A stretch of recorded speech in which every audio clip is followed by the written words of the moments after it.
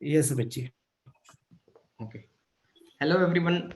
So thank you, everyone, for joining us for this session. So this is another one session which we are doing for the international taxation, which is spearheaded by Sumit Garg, founder of the CASA, who is generally very active on knowledge sharing and all. And he is also very helpful for the members whenever required, and very one of the very keen member on knowledge sharing things.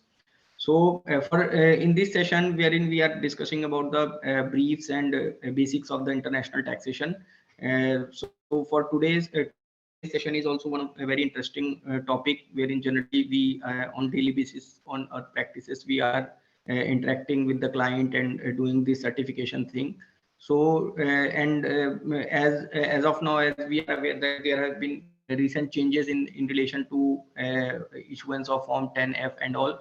So this becomes more contextual in the time when we are sitting. So today, in order to brief upon and the practical challenges in issuance of 15 CACB, the rules, the case studies which basis which are helpful in forming an opinion while issuance of certificate. We have learned speaker Mr. Anshul Kumar and Ms. Smita Patni, who would be deliberating on the granular nuances and nonsenses involved in the issuance of 15 CACB and relevant laws. To give a brief about Smita Patni ji, she is a CA with experience of 23 years of.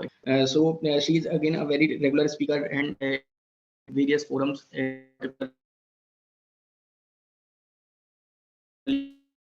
international tax TP matters. She has also various knowledge portals and other publications. She is also a special invitee of the Committee of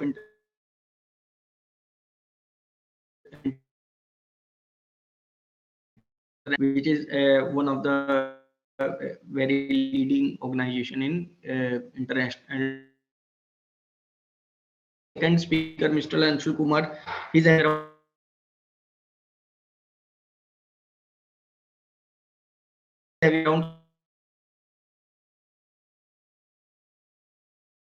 17 years of experience international tax domain and having around 30 experience force. He's having very experience of representing client, founder of startup bazaar and investment catalyst. So with we would like to have a word of wisdom and we would be learning from them on about the today's topic. Thank you. Amici, thank you for introduction of our two speakers, learned speaker. And it's a great privilege to listen C. Anshul Kumar Singhal ji. As always, he is a gems of the profession who is having a great knowledge in the field of international taxation. So welcome to all participants in this second day once again. And thank you to Smita Patni ji, ma'am. She is also being a great vast knowledge, and definitely she has prepared a wonderful presentation to discuss with all of you. And let us start today second day topic 15 CACB foreign remittance issue. So before inviting Anshul ji, I request Smita Patni ma'am to brief about the today coverage and today's session. Over to you, ma'am. Thank you, Sumit. Thank you so much. A very good evening to all of you. At the outset, we profusely thank all the organizers of CASA team, including Sumit, Amit, and Mohit, and our own CA, Sachin Sinha, especially for providing us an opportunity to share and present our views with our learned fellow professionals on this evergreen subject of withholding taxes of non-residents through this eminent platform. It's indeed an honor and a privilege.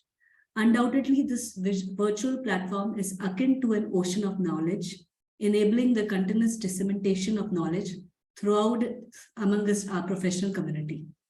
We could have never imagined ourselves participating in these elite meetings from far off, but thanks to this virtual platform for reducing physical distances while social distancing has increased. Today's presentation could not have been made possible without the inputs of Anshuji, my co-speaker, who helped with the presentation and the case studies, which we will use today. I hope they serve as a useful tool for all of us, all the attendees as well. I would like to give complete credit to him, my co-speaker Anshulji, and thank him for taking out time for extended Zoom calls and endless but enjoyable debates and deliberations on the subject. With the increase in global trade, TDS on payments to non-residents has gained importance in recent years. The year 21-22 was unforgettable for various reasons, the ongoing pandemic and the changing landscape. However, the international taxation has underwent a significant change in the past few years, with MLI coming into effect, the return to the classical system of taxing dividends, and the abolishment of DDT, which extended the scope of taxation under 195, and lately, of course, Form 10F playing on our nerves. Given the host of changes that the world, particularly the tax world, has undergone in recent years, we would like to make an attempt to analyze the impact of these changes on compliance under Section 195, which are of relevance to the professional community so as to add value and maintain a balance between knowledge quotient and utility. The stage is already being set as there is an ongoing continuous series of webcasts as a laying foundation for us. We will try to do justice to the subject accorded to us by bringing out subtle nuances hidden in the layers of withholding taxes, with a touch base on the journey of Section 195 and focus on the practical challenges of 15CB and CB. As it's a learning platform and an interactive session, we humbly request all the participants to pitch wherever they feel apt to. Let's start on the note as quoted by Sir Franklin D. Roosevelt: taxes are the dues that we pay for the privileges of membership in an organized society. Over to you, Anshulji. Thank you, Smita ji. Thank you for this wonderful introduction to the subject for today's deliberation. And you gave me full credit for the presentation, and you have been over generous in doing that because it was all yours. And I've just pitched in somewhere it was required. That's it. But nevertheless, cutting the long story short, let's get started with the topics of today. Let me share the screen.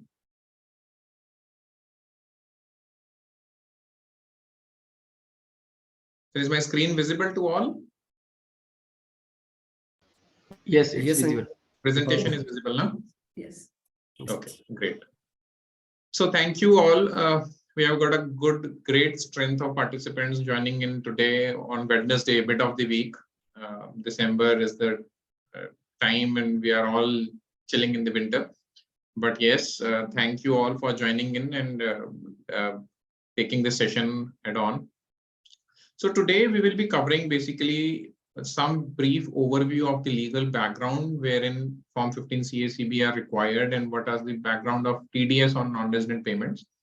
Then we will talk about some details of Form 15 CACB, that what kind of parts are there, what kind of filing are required. Then we'll talk about certain case studies related to the principles in relation to the filing of Form 15 CACBs, and then we will talk about the practical contents of Form 15 CB, that what are the line items which need to be filled and what kind of data is required to be filled in and what kind of options we have there and how we should go about it. Then we will talk about at the end about some concerns or some practical issues while filing the Form 15 CB and also certain other practical issues which we generally face in day-to-day filings. So that is how we have tried to structure our presentation. Now we'll first start with the overview of legal provisions under the Income Tax Act. These are the basic provisions which govern the TDS on non-resident payments, basically Section 195, Section 271I, which is basically the penalty section, Section 206 AA. There are certain other smaller sections, right? The important rules are 37BB, 37BC, 21AB. And the form which we generally talk about and which is the core of today's discussion is Form 15CA and Form 15CB. So this is the core of the sections or core of the rules which generally govern the filing of Form 15CA-CB. Now let's first start with Section 195. What is 195? basically the objective with which Section 195 was brought in. Section 195 says that whenever we are making payments to non-resident, whatever due TDS is required to be deducted, that has to be deducted at the time of payment or credit and deposited with the government. Now, why was this requirement? Why did they bring it in? So they brought it in to collect the tax at the earliest point of time, basically to enhance the revenue flows of government. Then there is no difficulty in collection at the time of assessment, and to avoid loss of revenue, because we are dealing with non-residents, wherein if the payment goes out of India, it may not be possible for the government to tax them or to bring in tax from them at a later point of time, because they may not have any connection with Indian soil. So therefore, to protect the interests of the revenue and also to enhance the liquidity in terms of revenue collection by the government, they brought in this provision. And this was explained by these objectives were explained by the government in its circular number 152 dated 27th November 1974. So it's quite an old provision, basically now almost reaching 50 years of age. So it's not new. So our forefathers were also dealing with similar kind of problems, but with the globalization, obviously we are dealing much more and on much more daily basis than it used to be probably even 15 years ago. Now, what does this section says? Let's read the bare law first, so as to understand what does it say. So it says any person responsible for paying to a non-resident, not being a company or to a foreign company, any interest, not being interest referred to in section 194 LB, LC, LD, or any other sum chargeable under the provisions of this act, not being income chargeable under the head salaries, shall, at the time of credit of such income to the account of payee or at the time of payment thereof in cash or by issue of check or draft or by any other mode, whichever is earlier, deduct income tax at the rates in force. Now, section is quite lengthy, but lamba section hai. So we have tried to break it down in terms of each important criteria of this particular section. So first is basically who is the payer. Payer कौन है? कौन pay करेगा तब उसको हमें देखना है, उसके ऊपर apply करेगा. Basically, it says any person responsible for paying. Now, any person responsible for paying is a very wide term. It also includes non-resident. कई बार हम ये सोच लेते हैं कि भाई पेमेंट तो इंडिया से ही जाएगी तभी होगा, ऐसा नहीं है. And the government has clarified this also, because there were issues that if there is no territorial nexus with India, and when an NR is making a payment to another NR, right, then in that case, those non-resident persons used to take a position that we are not covered by Indian Income Tax Act. We are just making payment outside of India. We have no jurisdictional connection. We are not sitting there. We don't have any permanent establishment. So section 195 does not apply to us. Now that was creating certain problems, because say, for example, if a transaction is such wherein the person to whom the payment is being made is an NR, non-resident, and in a situation where the payment is being made by an NR also, means that both the parties are NR, in that situation, the TDS was not being collected at the earliest point of time, and the provisions of section 195 were being defeated. So in those circumstances, I think a couple of years back, an amendment, clarificatory amendment was brought in, and which said that it doesn't matter whether the NR has jurisdictional nexus with India or not, whether they have any presence in India or not. It will still apply if the transaction is chargeable to tax in India. Say, for example, it can be purchase of shares of an Indian company. Now, say, for example, company A, which is tax resident of UK, is selling the shares of company I, which is an Indian company, to a person who is resident of US. Now, US company will be making payment to UK company. But what is being sold? It is the shares of an Indian company which has jurisdictional and territorial nexus with India. And whatever capital gains will be arising to the UK company on sale of such shares is chargeable to tax in India. And therefore, the provision now says that if a US company is purchasing those shares and making the payment to the UK company, it will be under an obligation to withhold tax and deposit it with the government of India. So that is where the payer concept comes into play. And obviously, when you are making payment, means when a resident is making payment, that is always covered. Now, who is the payee? Who is the recipient? In what circumstances the recipient should be covered? Now it says non-resident, not being a company, and a foreign company. So can someone tell me in the chat that why foreign company is being segregated separately? Because a foreign company would also be a non-resident. Then why is it something that you will find it to be mentioned separately? Anyone, if you want to answer it in chat box. Let's make it an interactive session. Anyone who can point out that why company not included, foreign company. Karan Handa is saying company not included, foreign company. I'm not understanding this comment. So Karan, if you can throw more light, some more explanation to it.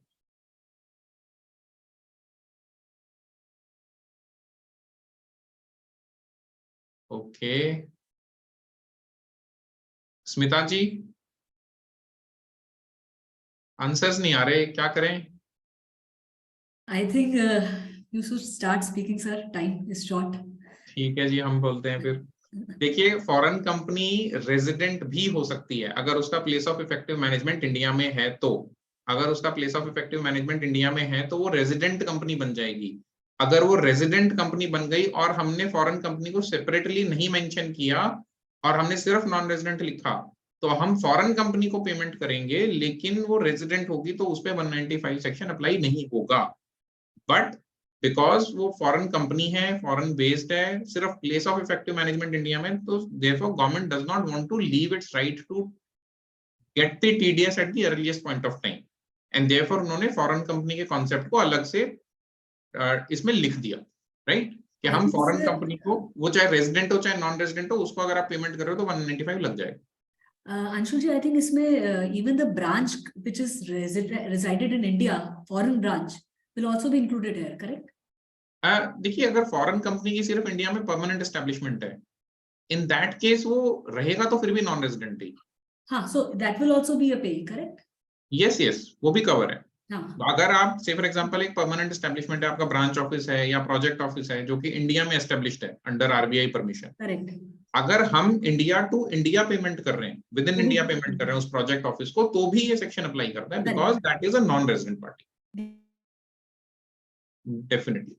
ठीक है, तो ये हो गया पेई की बात. अब हम करते हैं nature of payment. Nature of payment में दो तरीके की नेचर इन्होंने कवर किए हैं, इंटरेस्ट और any other sum chargeable to tax. Now interest in the government says has written it separately. Probably in earlier times there might have been certain logic about it, and they have also excluded certain sections from the purview of 195, basically, which is 194 LB, 194 LC, 194 LD. LD यहाँ पे जो आप law में अगर देखोगे ना, book में bracket यहाँ पे आता है LC के बाद. अगर आप इनकम टैक्स की वेबसाइट पे भी देखोगे तो ब्रैकेट यहीं आता है. However, the bracket should have been here only, because otherwise इस सेक्शन और का कोई रिलेवेंसी नहीं है. It has to be interest only. So interest को उन्होंने एक सेपरेट ब्रैकेट में रखा है, और any other sum chargeable to tax under the provisions of this act को अदर इस एक सेकंड ब्रैकेट में रखा है. और इस सेकंड ब्रैकेट में से they have excluded the salaries. उन्होंने सैलरीज को एक्सक्लूड कर दिया कि आप सैलरीज के ऊपर, क्योंकि 192 में ही टैक्स कट जाता है, तो वहां पे रेजिडेंट और नॉन रेजिडेंट दोनों कवर्ड हैं. therefore that is not required to be covered within the purview of section 195. So that is how they are dealing with it. कि specific sections अगर हैं 194 LB, LC, LD, आप वहां पे TDS काट लीजिए, यहाँ पे आने की जरूरत नहीं है. इंटरेस्ट अगर इन सेक्शन से अलग कोई इंटरेस्ट है, उसको आप 195 में टैक्स काट लीजिए. Any other sum chargeable to tax है, फॉर एग्जांपल कैपिटल गेन है, रॉयल्टी है, फी फॉर टेक्निकल सर्विसेज है, या कोई और आपकी बिजनेस इनकम है जो कि परमानेंट एस्टेब्लिशमेंट होने के कारण से टैक्सेबल है इंडिया में. Any of those kind of payments you deduct tax under 195. उसके बाद क्या आता है, टीडीएस आप कब काटेंगे? at the time of payment of credit, whichever is earlier, at the rates in force only if sum payable is chargeable to tax in India. Now ये chargeable to tax बहुत important है, क्योंकि इस पे supreme court की rulings भी हैं कि जब तक आपका सम इंडिया में टैक्सेबल ही नहीं है, अगर वो किसी भी तरीके से, चाहे वो इनकम टैक्स एक्ट में टैक्सेबल ना हो या इनकम टैक्स एक्ट में टैक्सेबल होते हुए भी आपके DTAA की वजह से टैक्सेबल ना हो रहा हो, आपको उस पर TDS काटने की जरूरत नहीं है, right? It has to be taxable, chargeable to tax in India. Now, time of deduction, basically it is payment of income or credit of income, whichever is earlier. Generally सारे provisions में यही होता है, and the same is the case here also, कि अगर आपने books में credit भी कर दिया है तो भी आपको TDS काटना है, या आपने advance payment कर दिया है तो भी आपको TDS काटना है. That is how it goes. Rate of deduction, rates in force, section 237A बोलता है कि आपके फाइनेंस एक्ट में जो rates in force हैं वो आप उसके ऊपर जनरली TDS काटोगे. अलग अलग रेट होते हैं, 115A है, उसमें रॉयल्टी का, FTS का, इंटरेस्ट का, डिविडेंड का, इन सब का TDS किया है. उस सीरीज में और काफी सारे सेक्शंस हैं जहां पे आपको डिफरेंट टाइप्स ऑफ इनकम्स पे डिफरेंट टाइप्स ऑफ रेट्स मिल जाएंगे. That is how we deduct tax. Generally इसके ऊपर जो इंडिया टैक्स रेट्स होते हैं उसमें आपको सरचार्ज और सेस को टॉप अप करना पड़ता है, वेयर एज अगर आप DTAA के अंदर टैक्स काटते हैं, से फॉर एग्जांपल कहीं T3 बेनिफिट हमें अवेलेबल है और वहां पे भी 10% का रेट लिखा हुआ है, तो वहां पे हमें सरचार्ज और सेस को ऊपर से टॉप अप नहीं करना होता है. हमें जो DTAA का रेट है वही सैक्रोसेंट है, वही फुल फ्लेजेड रेट है, उसके अलावा हमें ऊपर से और कुछ नहीं काटना. So that is how we generally determine what is the rates of tax. और अगर कोई 206AA की एप्लीकेबिलिटी आ रही है या 206AB की अब अगर एप्लीकेबिलिटी आ जाती है, अगर उसकी परमानेंट एस्टेब्लिशमेंट है इंडिया में, तो उन सारी सिचुएशंस में आप हायर रेट ऑफ टैक्स काटेंगे अगर वो कंडीशंस फुलफिल नहीं होती है. Now these conditions are mentioned later on, वो हम थोड़ा सा बाद में डिस्कस करते हैं. Anshul ji, one is that either the rates which are lesser out of the two, whichever is beneficial to the assessee will be applicable, correct? Absolutely. And other thing is that there is one person who is asking in the chat box that can you please repeat the meaning of payee again? Payee. Yeah, payee. If you can explain it again. So payee का मतलब है non resident, first and foremost, के वो person non resident होना चाहिए. वो individual हो सकता है, फॉरेन फर्म हो सकती है, LLC हो गया, LLP हो गया, कोई कंपनी हो गई, वो सब नॉन रेजिडेंट होते हैं. बट उन्होंने नॉन रेजिडेंट के उसमें से क्या बोलते हैं, टर्म में से कंपनी को बाहर निकाल दिया, कंपनी को पहले एक्सक्लूड किया उन्होंने. नॉन रेजिडेंट को बोला कि नॉन रेजिडेंट को आप पेमेंट करेंगे तो 195 होगा, लेकिन कौन non resident? Not being a company. पहले कंपनी को बाहर निकाल दिया. फिर एक फॉरेन कंपनी को उन्होंने बोला कि आइदर नॉन रेजिडेंट हो या फॉरेन कंपनी हो, आप अगर इन दोनों में से किसी एक को पेमेंट कर रहे हैं तो आपके, और वो सम चार्जेबल टू टैक्स है इंडिया में, तो आपको TDS काटना है. ना उन्होंने फॉरेन कंपनी को अलग क्यों किया, नॉन रेजिडेंट में से अलग क्यों किया? उन्होंने अलग इसलिए किया क्योंकि अगर वो उसको फॉरेन कंपनी को नॉन रेजिडेंट में ही कवर्ड रहने देते और अलग से ना लिखते, तो ऐसी फॉरेन कंपनी जिसका place of effective management India में होने के कारण से उसका रेजिडेंशियल स्टेटस रेजिडेंट हो गया है, वो यहाँ पे 195 के परव्यू से बाहर हो जाता. ठीक है. और उसके बाद बहुत सारी और दिक्कतें आ सकती थी कि आप उसको मान लीजिए परमानेंट एस्टेब्लिशमेंट है, आप पेमेंट कर रहे हैं, आप यहाँ पे नहीं कवर हो पाते, तो TDS कहाँ काटते, कहाँ नहीं काटते, तो ऐसी वाली चीजें दिक्कत हो जाती हैं. इसलिए उन्होंने फॉरेन कंपनी को सेपरेटली इसमें लिख दिया कि फॉरेन कंपनी चाहे रेजिडेंट हो चाहे नॉन रेजिडेंट हो, उसे कोई फर्क नहीं पड़ता. That is a foreign company that is sufficient for applicability of provisions of section 195. I hope it is clear. Yeah, so there is one more question on the same, that but POEM provision came into being not many years ago. Wasn't the word foreign company present before the implementation of POEM provisions? So I think आप mute हो गए. So Anshul ji, so the question is that the POEM provisions came into being not many years ago. Wasn't the word foreign company present before the implementation of POEM also? So for this we can answer that, you know, the branch was always there. The branch of a foreign company was always in India and it was always a non-resident. So for that pays, therefore that word was always implemented for this thing also, including the POEM.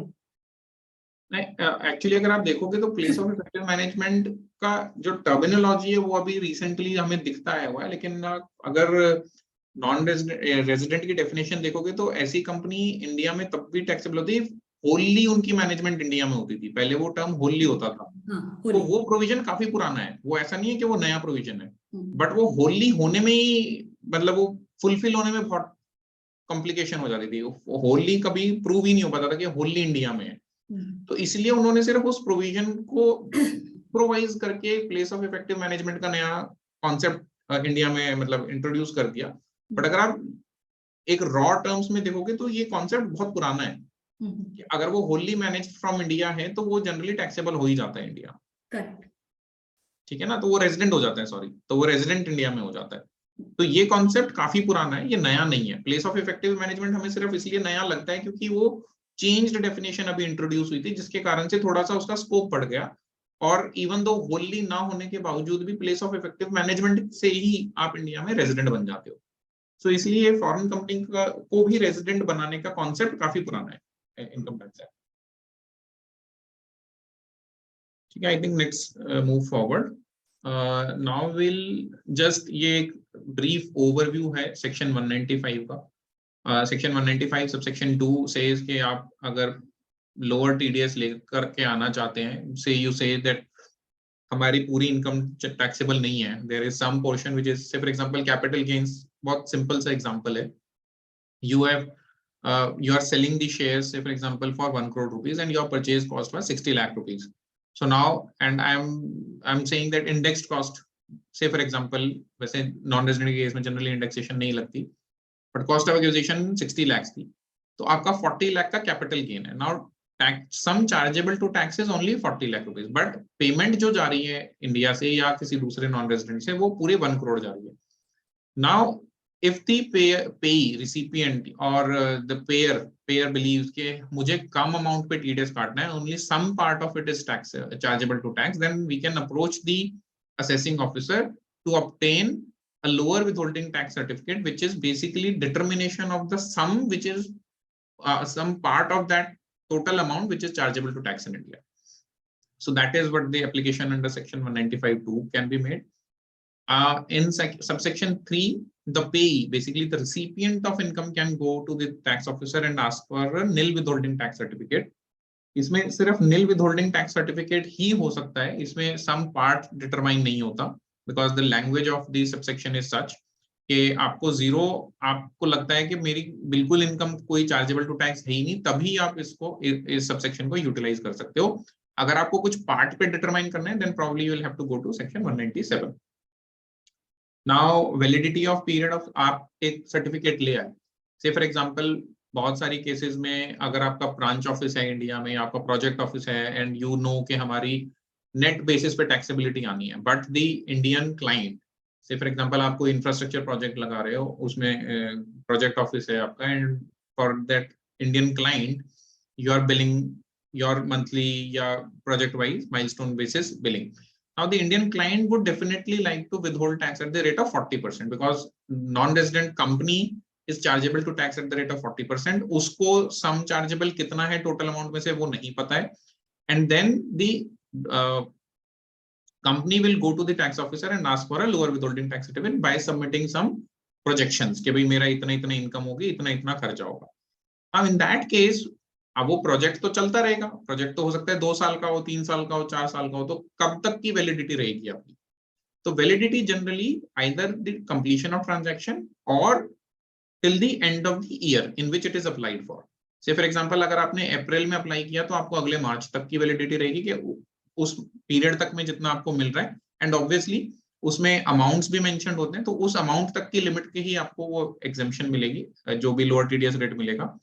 अगर या तो वो amount exceed हो गया तब भी वो invalid हो जाएगा फॉर द एक्सीडिंग अमाउंट्स, या आपका टाइम फ्रेम खत्म हो गया, से फॉर एग्जांपल 31 मार्च के बियॉन्ड आप चले गए, तो फॉर नेक्स्ट फाइनेंशियल ईयर आपको वो नया लेना पड़ेगा.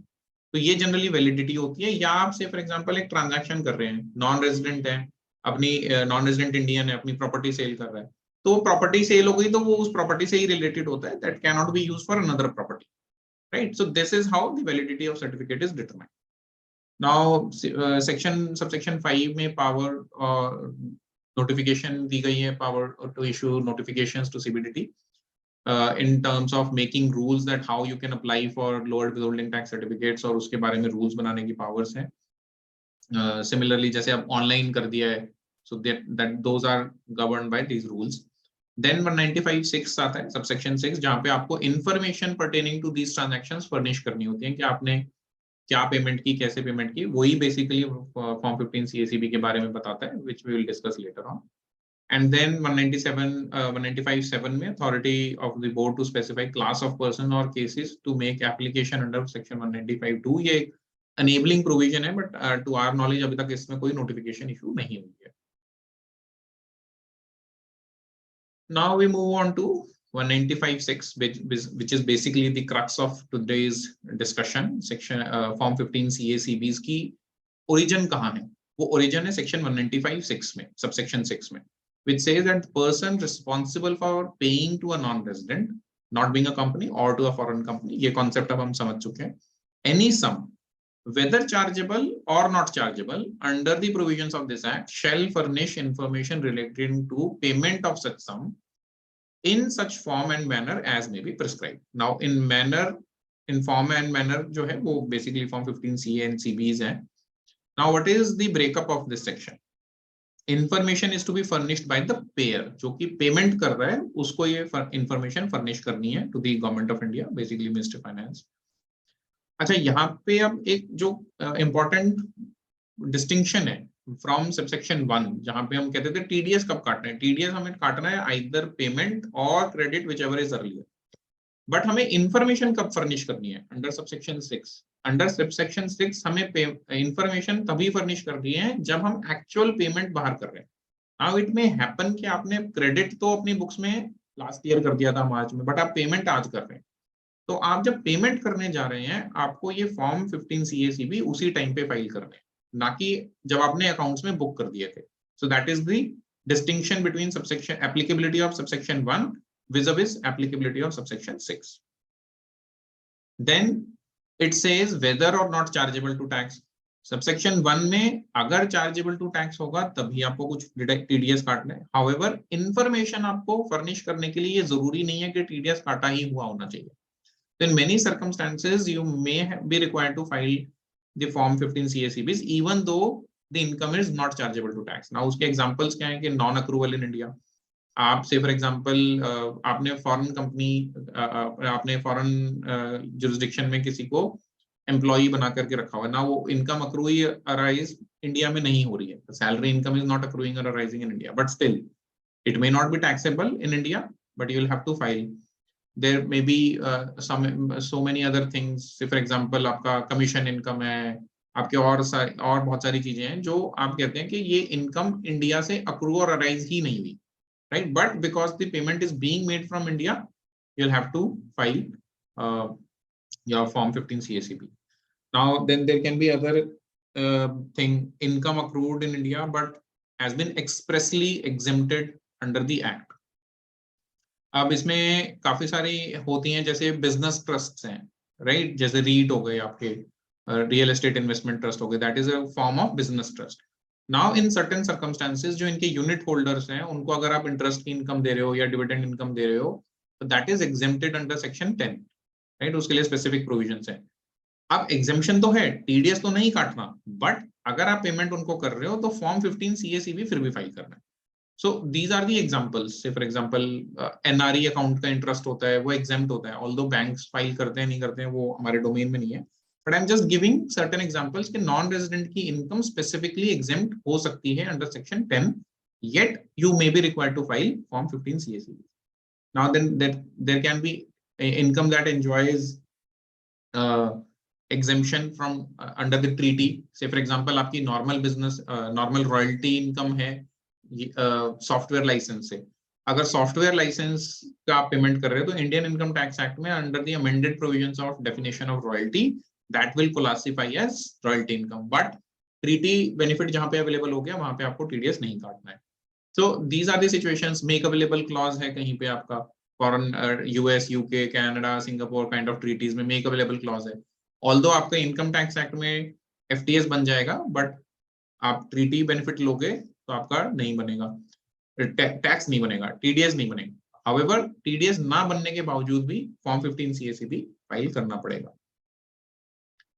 Then the prescribed form कहाँ से आता है? It comes from rules 37BB. It prescribes that आपका ये form है और इसमें आपको ये information फाइल करनी है. So that is how it comes up through the law. Now what are the consequences of non-filing? आप कहेंगे भाई नहीं फाइल करते तो क्या हो गया? नहीं फाइल करेंगे तो आपके ऊपर लाख रुपए की पेनल्टी लगेगी for failure to report or inaccurate reporting also.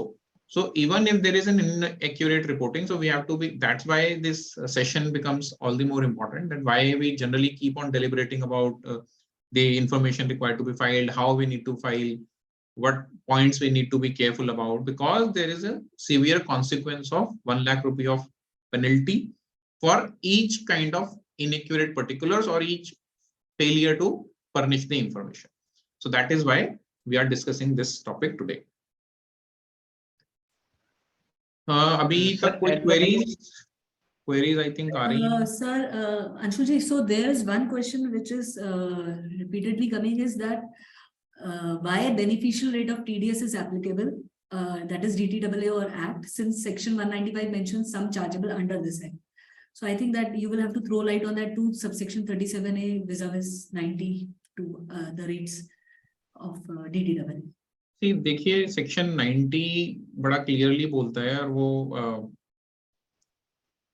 बड़ा क्लियर है कि अगर आप give me a moment,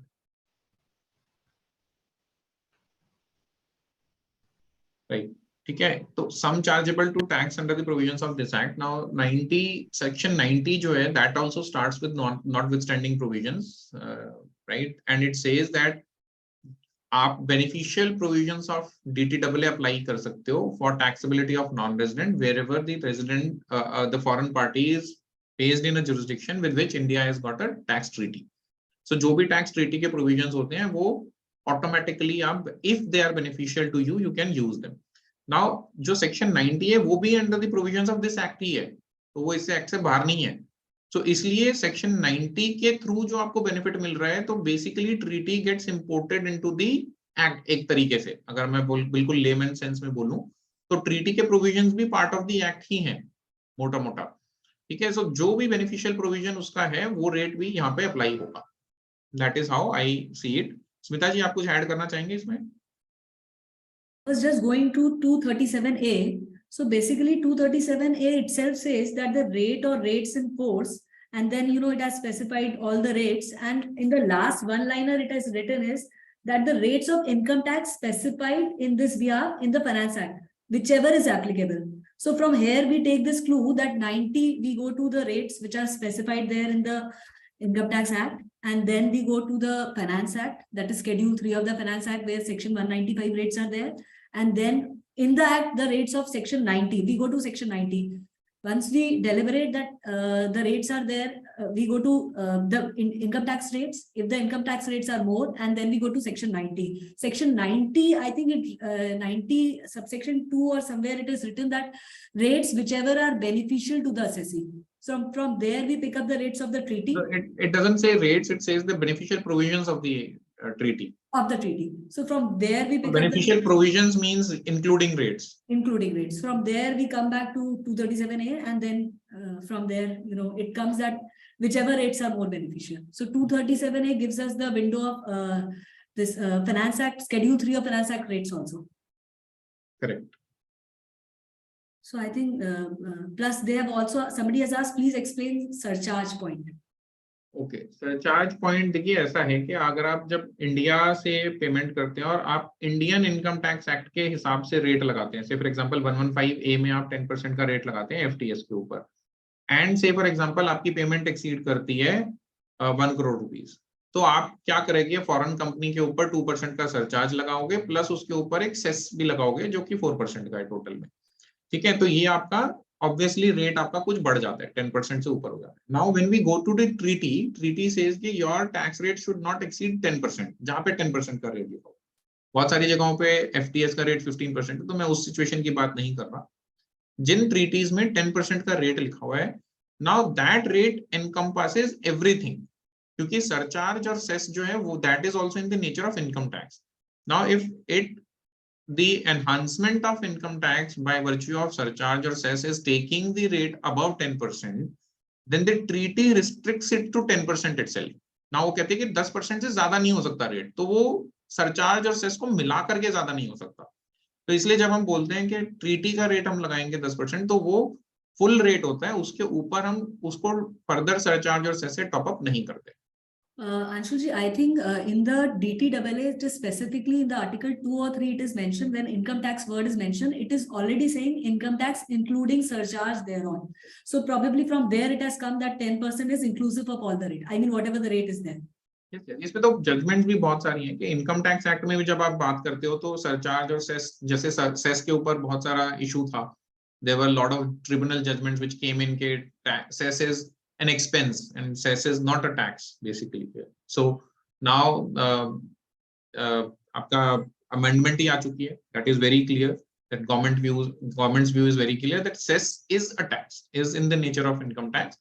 So therefore उसका भी आप amendment को भी वहां पे अप्लाई कर सकते हो कि भाई DTAA में जब हम जाएंगे तो हमारा total tax rate including surcharge and cess should not exceed 10%, जहां पे भी 10% है ट्रीटी में, right? Even 206AA gives a blanket rate of 20% only.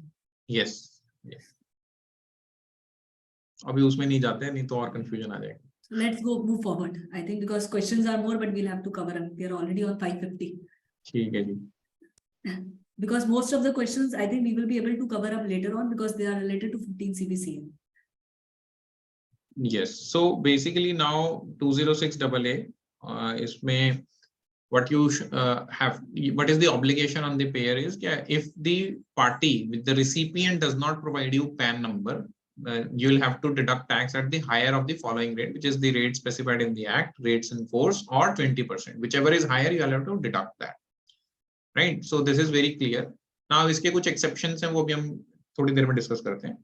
There is a new section called 206AB which applies on which applies or not is an issue. Now it says subsection 3, proviso to subsection 3 of 206AB says that provided that specified person shall not include a non-resident who does not have a permanent establishment in India.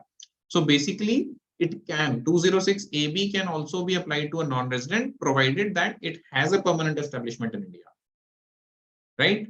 So अगर non resident company branch office या project office से operate कर रही है India में, तो उसके ऊपर 206AB लग सकता है, बेसिकली विच इज मीन कि आपने अगर 2 साल तक रिटर्न फाइल नहीं किए कॉन्सिक्यूटिवली पिछले 2 सालों में और उसमें आपका TDS 50,000 से ऊपर था, तो you become a specified person, and when you become a specified person the higher rate of TDS applies to you. Then whether 206AB applies to a foreign company qualifying as resident, yes, it can apply. The exclusion is only for a non-resident. Now we come to Rule 37BC, basically, which is providing certain exemptions or exceptions to Section 206AA, wherein you may not have to apply the higher rate of 20% or rate in force, whichever is applicable, in the absence of PAN. Now, which transactions are covered in this particular exception? It is interest, royalty, fee for technical services, and dividends, and payments on transfer of any capital asset. That's it.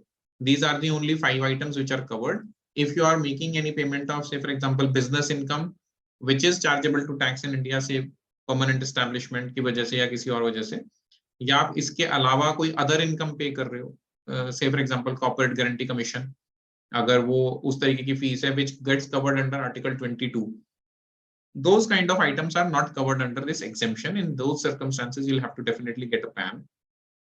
Now, even in this exemption, there are certain conditions that, first of all, you must furnish these information which are provided in sub rule 2, the name, email address, contact number, and the most important thing is the tax residency certificate of the foreign company or the non-resident party, that they'll have to get a tax residency certificate from the income tax authorities of their home country. Until and unless the TRC is provided, there are 2 consequences. One, you cannot take benefit of this exception from 206AA. Moreover, under section 90 subsection 4, I think, you will not even be able to claim the treaty benefits if you don't have a tax residency certificate. So that is where this certificate becomes very, very critical while we are dealing with any kind of cross-border payments. Now, along with this information, this sub-rule 2, generally this information is furnished in Form 10F. And there is a specific rule 21AB which prescribes this Form 10F, and it prescribes that in what circumstances you need to file, basically almost all circumstances. And what happened this July, that generally it used to be a manual form which the company, the foreign party will sign and send it to you with all the information, relevant information on one page, and with this time on their letterhead, they'll sign and send it to you. Now in July 2022, government came up with a notification that now this Form 10F is to be filed electronically on the income tax website. Now, what this meant was that the foreign party must first create a login ID credential on the income tax website, and only then they will be able to file Form 10F. And for creating login ID credential, you'll have to get a PAN number. Until and unless you have a PAN number, you cannot create login ID on income tax website. So ultimately, घूम के वो वहीं आ गए कि आपने exemption pan से exemption देने के लिए फॉर्म 10F क्रिएट किया, और फॉर्म 10F का प्रोसीजर आपने ऐसा कर दिया कि आपको पैन नंबर ही लेना पड़ेगा, तो एग्जेम्पशन रही नहीं कहीं पे. So that is why the confusion got created in the entire market, and industry made many representations, and actually this is a procedure which was overriding the law basically. So the law does not prescribe you to obtain a PAN number, and without obtaining a PAN number, you are not able to file the electronic Form 10F. So basically, this is a very settled law that procedure cannot override the law, and therefore all the companies were accepting manual 10Fs even after this notification had come in. And after all this deliberation and everything, very recently, just a week or 10 days back, the government CBDT has issued notification, a clarification on 12 December, wherein they have deferred the electronic filing till 31st of March 2023. Now, why they have just deferred it and why they have not scrapped it, God knows. Something might be brewing in the budget. Probably we may see something on 1st of February. So let's see what is there in the basket. Now we move on and we check what is the higher rates of TDS on non-availability of PAN or non-filing of ITR. Basically, we have already discussed in brief 206AA, 206AB, 206 CCA. Basically, 206AA is the section wherein you don't have PAN, and then 206AA applies. 206AB and 206CCA, these are the section which are for non-filers. Basically, if you're having incomes from India, and there is more than 50,000 of TDS being deducted in each of the past 2 years, 2 assessment years, and you have still not filed income tax return for both those years, then the government says that if you are making a payment to such kind of a person, which we call as a specified person, then the TDS rate or TCS rate will go up. Now, one may say that TCS, why would TCS apply to a non-resident? It may apply because if they are having a branch office in India which is engaged in supply of goods, supply of equipment, probably TCS may apply on those circumstances also. So in those situations, if there is a PE and they are not filing tax returns, these sections can apply. Now, it's so basically applicable to whom we have discussed: point of time, TDS, non-filers, exclusions to NR where Rule 37BC is applicable. We have already discussed this. And then from 206AB and 206CCA, a non-resident who does not have a permanent establishment in India is excluded from these provisions. And also for the provisions of TDS 206AB, the TDS which is deductible under section 192, 28, 94 and these sections, this is not covered by 206AB. Cumulative conditions, which we have already discussed. For 206AA, which is non-availability of PAN, there is no threshold limit. And even if you are making a single rupee payment to a non-resident, and if that party does not have a PAN in India, and if it's not covered under the exceptions, your provision will apply, right? Now, continuing on that higher rates, what is the rate in 206AA? It is the specified rate under the Act or rates in force, or 20%, whichever is higher, right? In case of TDS under 194O or 194Q, the rate of 20% to be substituted as 5%. So only in these two sections, the 20% will not apply, 5% will apply, because ultimately in these two sections, the rate of TDS is very low. I think just 0.1% or 1%. So therefore, they don't want to take it to 20%. So they have capped it to 5%. Now, similar kind of provisions are there in 206 AB and 206 CCA also. I'll not take too much of time. Just move on. Consequences of non-filing. Basically, if you are not filing, not complying with the provisions of section 195(1), what can be your consequence? So basically, one is the disallowance of payments. If you are in normal business, your payments can be disallowed, will be disallowed in fact, and it is not going to be 30%. It is going to be the full disallowance. 100% disallowance will be there, because 30% disallowance is only in the case of payments to non-resident, but in case of non-resident payments, the entire sum of amount will be disallowed if you have not deducted TDS, or after deducting you have not deposited it.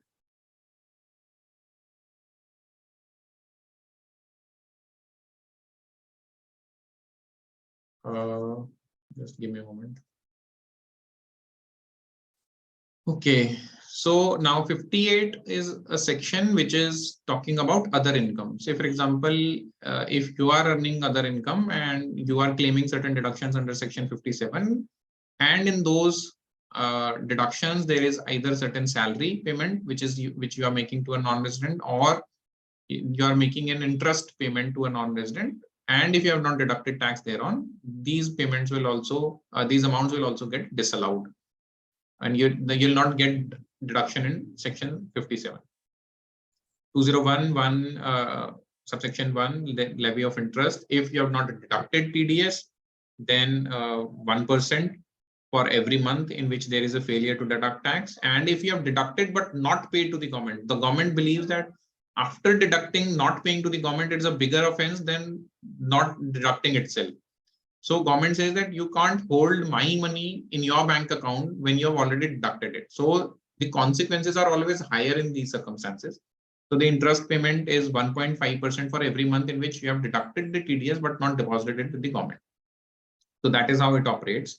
Section 221 basically is penalty hai failure to deduction ka amount as the AO may direct but cannot exceed the amount of tax.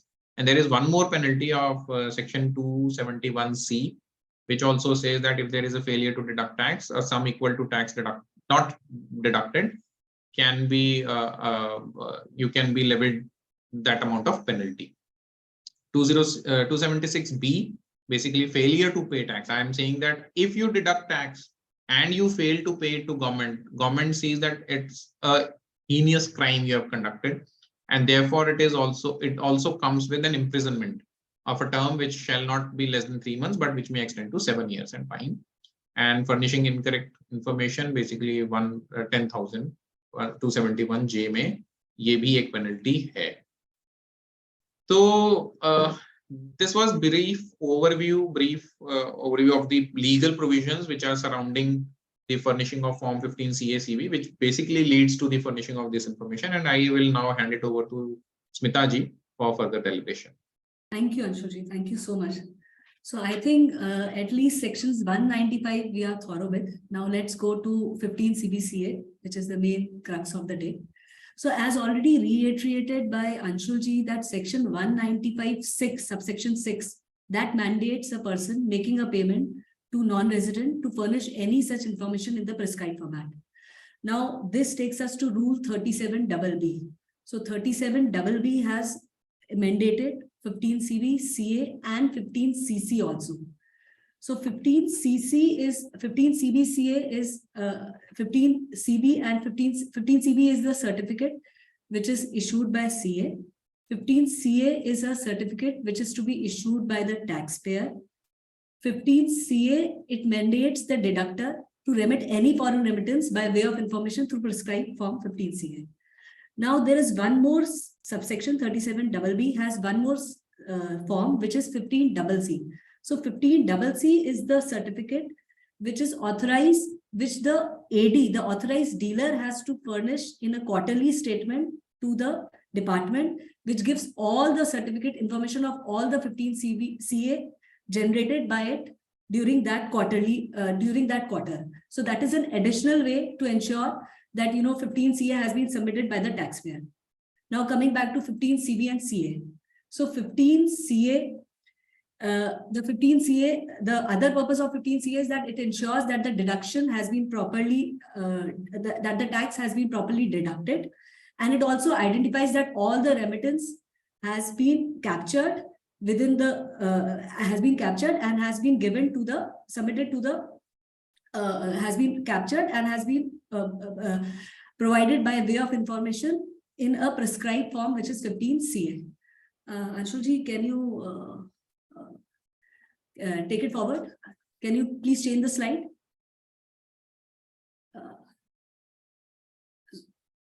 Yeah. So now coming to the main form 15 CA. So 15 CA and 15 CB has to be both electronically remitted. Now there is no option of remitting it, or there's no option of submitting 15 CB or CA in a manual form. Now coming to 15 CA, 15 CA has been divided into 4 parts: Part A, Part B, Part C, Part D. Part A, Part B, and Part C are certificates in which CA certificates are not required, and these information has to be submitted by the taxpayer through its login portal. So coming to Part A, before I explain Part A, Part B, Part C, actually there was one more table which was here on the right. Yeah. So I would say that 15 CA, basically all the information, that means all the foreign remittance which go out of India has to be covered in these all parts. But whatever is not covered, section 37BB2, subsection 3 excludes some, gives us some exclusions where part 15 CA is not to be submitted. So 2 exclusions are there. 33 specified transactions are there, which is given as a specified list in which we need not submit any 15 CA. Then second is a remittance in which we do not require a prior approval of RBI. That is under section 5 of FEMA Act. Read with foreign exchange current transaction rules. That is basically LRS, liberalized remittance scheme, where 15 CA is not submitted, not required to be submitted. Any information regarding all these transactions are not required to be submitted. We have the list. Can you go forward, Anshulji, for the list? Yeah. So these are the 33 specified lists where form 15 CA is not required to be submitted. Can you come back to the previous slide? So now coming back to Part A. So Part A is the form in which payment which is chargeable to tax, but which is less than 5 lakhs. In this case, this taxpayer will submit this form only when the threshold, that is the per qua entity, is less than 5 lakhs. It can be done in multiple payments. For example, once the taxpayer gives, the payer pays the same entity, say 2 lakhs, in the next tranche, it pays 3 lakhs. So up to 5 lakhs, no taxable, nothing. We go to 15 CA Part A. Even if it is taxable, we file Part A only. But when the third tranche of say 1 lakh is more paid to the same entity, then the Part A becomes redundant. We come to either of the other parts. So now coming to Part B. Part B, again, it is chargeable to tax. Payment may exceed 5 lakhs, but a lower withholding tax certificate is derived under section 195(2), 195(3) or 195(7) from the income tax department. In this case, again, CA certificate is not required. But when we fill Part B, the only important thing which is required to be registered is that there is a certificate number which is provided by the income tax department. So we need to add that certificate number while filling this Part B. Then coming to Part C. So Part C is the residual section. Let us first come to Part D. So Part D is payment which is not chargeable to tax at all. So in Part A, Part B, and Part C, all which is chargeable to tax comes in these parts. Part D is the residuary section where no sum which is not chargeable to tax, even if the threshold is more than 5 lakhs, CA certificate is not required. These might be the incomes where a sum is not chargeable to tax. For example, say agriculture income, where no tax is charged, or maybe some other incomes, maybe some gift or something like that, or reimbursement of expenses, where we can go to Part D. So So this is the residuary section. Now coming to Form 15CB, which is the main part, that is the Part C. So Part C, which is a CA certificate, in this, which is payment with all the sum which is chargeable to tax and which is determined as per Section 195, read with the treaty applicability, determined under Section 4, 5, 6, that comes here. So once the CA certifies, once the CA verifies all that documents, the tax is determined, and then then this 15 CA is generated by or is provided by the CA to the entity or to the payer, on behalf of which 15 CA is filed by the company, by the Indian entity, by the Indian entity. So basically what happens is that once sum is chargeable to tax and the payer exceeds 5 lakhs, so Part A becomes redundant. Part B, only withholding tax is there. So Part B is also not applicable. Part D, where recoupment of expenses are there. So Part D is also not applicable because sum chargeable to tax is not applicable here. So when there is any sum chargeable to tax, then we go to Part C. So this is where basically CA certificate is required. And this Form 15CB is provided by the CA on behalf of this 15CB. Then 15CA is generated by the entity and then uploaded on the site, on the website of the income tax. Let's go forward.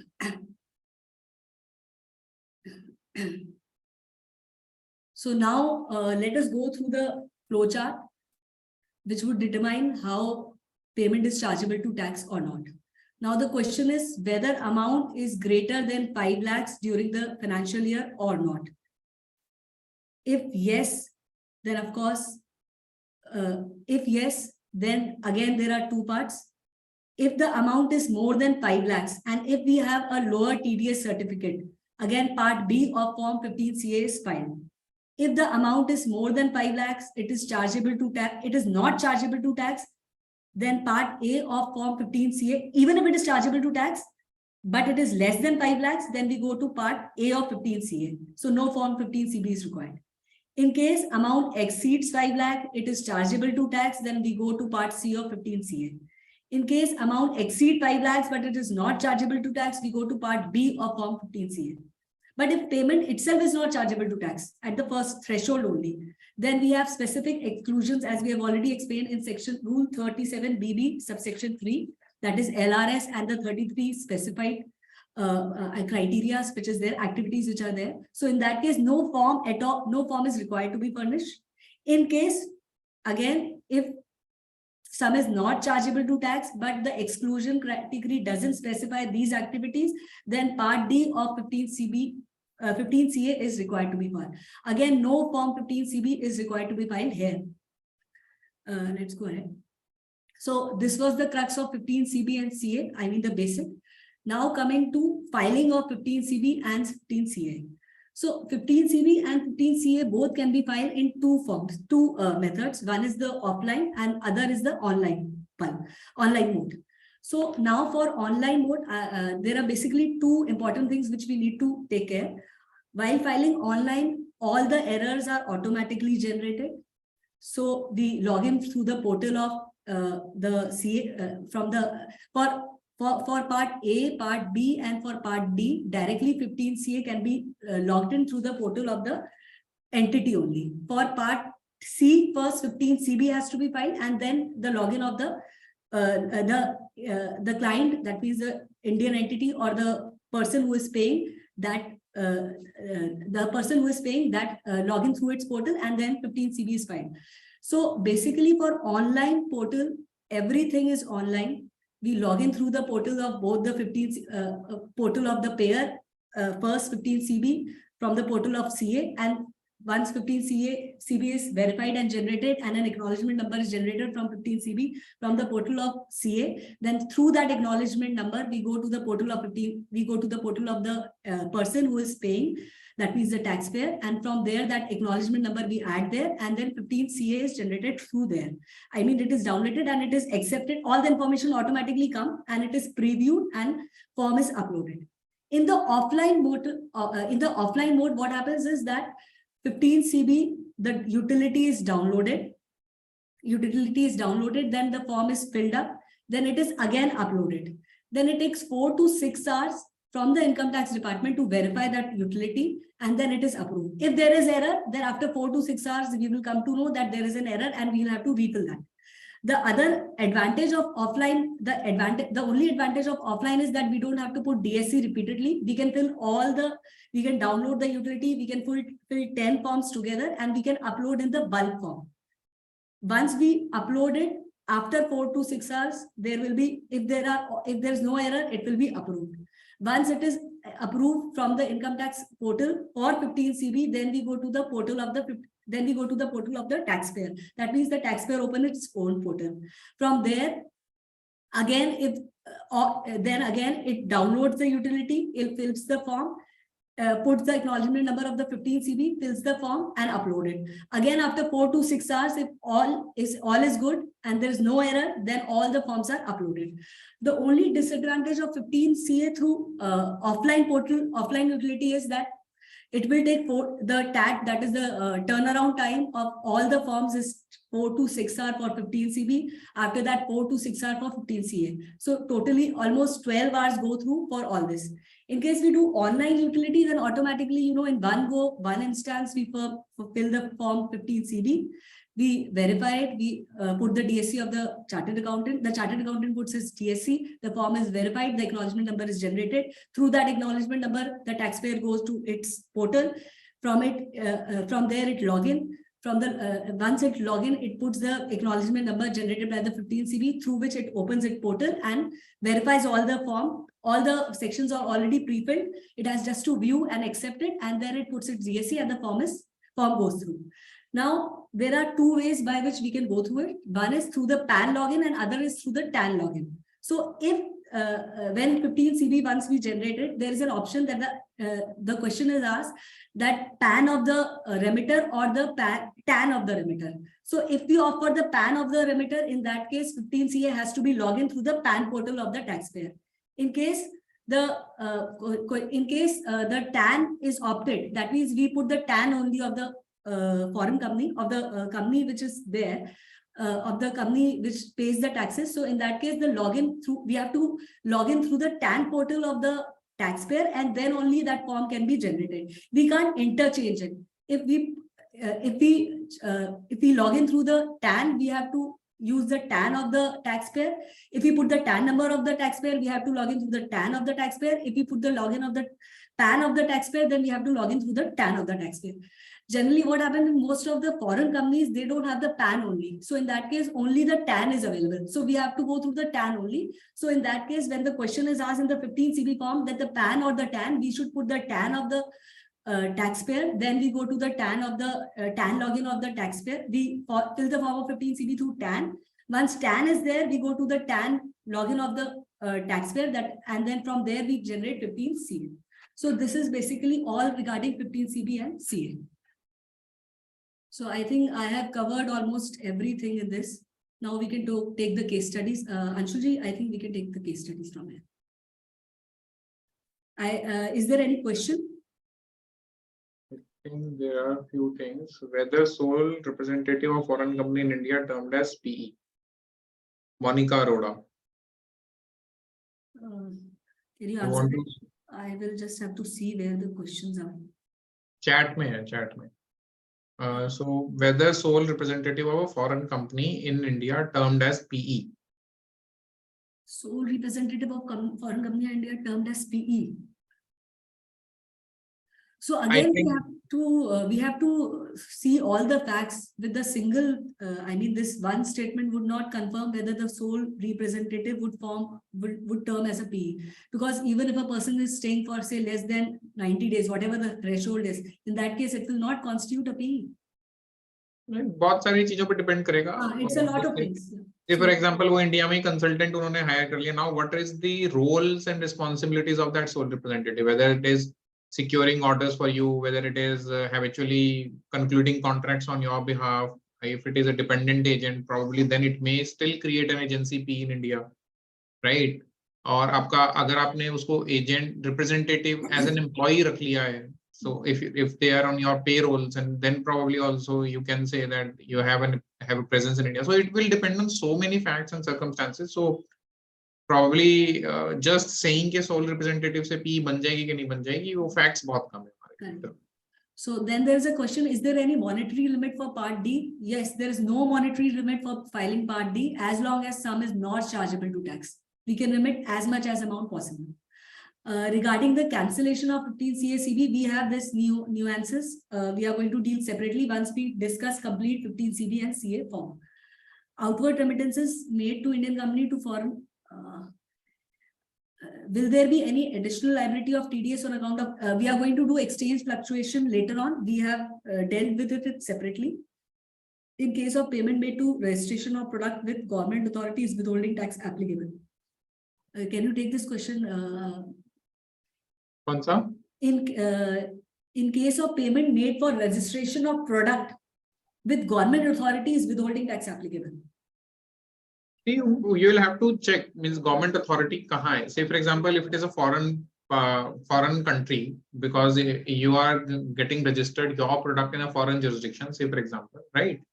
And then you are making a payment. So we recently dealt with certain this kind of a situation wherein certain certification was required, but it was by a private company. So the certification was handled by a private company, although the regulation was of a government driven regulation, but when we were making a payment, that was a private party. So we need to very carefully see to whom we are making the payment, whether that is a private party or whether that is a government authority. And if it is a government authority, we need to see whether that government authority gets covered under the definition of government as provided under the treaty itself. क्योंकि बहुत सारी treaties में ऐसा है कि अगर आप government को payment कर रहे हैं, in that circumstance you need not deduct TDS. So वो चीज को हमें देखना पड़ेगा. Circumstances क्या है? Government authority, whether it classifies as sovereign or not, that needs to be seen. और बहुत बारी क्या होता है, हमें लगता है कि वो गवर्नमेंट अथॉरिटी है, वो गवर्नमेंट अथॉरिटी होती नहीं है, वो प्राइवेट पार्टी होती है. तो वो भी आप एक बार चेक कर लीजिएगा. Whether amount in 15 CA/CB needs to be mentioned in foreign currency. Of course, there are two currencies. We are going to discuss the contents of 15 CB post these case studies. Then we'll go through this question. ठीक है, I think now let's move on to case studies. So first case study is transfer of shares. Now let's first discuss the facts. A US company acquired shares in an Indian company in March 2020, just before lockdown. In November 2020, just after lockdown, the US company sells part of such shares to another UK company for the same price at which shares were acquired. In other words, the same shall be classified as short-term and taxable as per domestic law. India में taxable हो गया. But as per the capital gain computation, the resultant figure will not result in any tax payable situation in India, because हमने यहाँ पे बोला कि आपने same price पे ही बेच दिया, जिस प्राइस पे आपने खरीदा था उसी प्राइस पे आपने बेच दिया, तो capital gain is nil. Now in these circumstances, the issue arises, the query is whether it is advisable to file form 15 CA/CB in view of provisions of section 195 read with section rule 37BB, even if the transaction is not resulting in any capital gain, and if yes, whether part B, C, D but should be filed. मतलब सबसे पहला question तो है कि file भी करना है कि नहीं करना है. अगर करना ही है तो कौन सा पार्ट फाइल करना है? Any answers? The chat box. सबसे पहले वाले क्वेश्चन का कि फाइल करना है कि नहीं करना है, yes or no? Anybody? Who will file? Sir आप बताइए. अभी हमने डिस्कस किया who will file, who is under responsibility. हमने देखा था कि who is responsible for making the payment, that is the person who is responsible to file. रजत सिंह जी कह रहे हैं कि yes करना पड़ेगा, रोहित कह रहे हैं कि नहीं करना पड़ेगा हमें, यूके सुनील जी कह रहे हैं UK company will have to file, Deepika is saying no we don't have to file, Rajat is saying US company will have to file,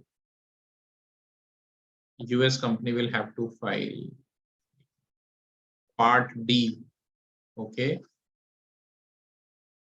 So mixed answers हैं, consistency नहीं है. चलिए ठीक है, देखते हैं क्या है इसमें. So basically somebody has written better to file. Better to file. I know. ठीक है, अब लॉ पढ़ते हैं कि क्या कहते हैं. स्मिता जी आप बताइए क्या कहते हैं law. See, to my view, of course, we can take both the views. That is, we on a conservative note, we should file. Again, on a non-conservative note, we should go to Part D and file it because there's no taxable liability. मेरा view थोड़ा सा different है यहाँ पे. I know. कि as per the Income Tax Act and as per the rule, this transaction is chargeable to tax in India.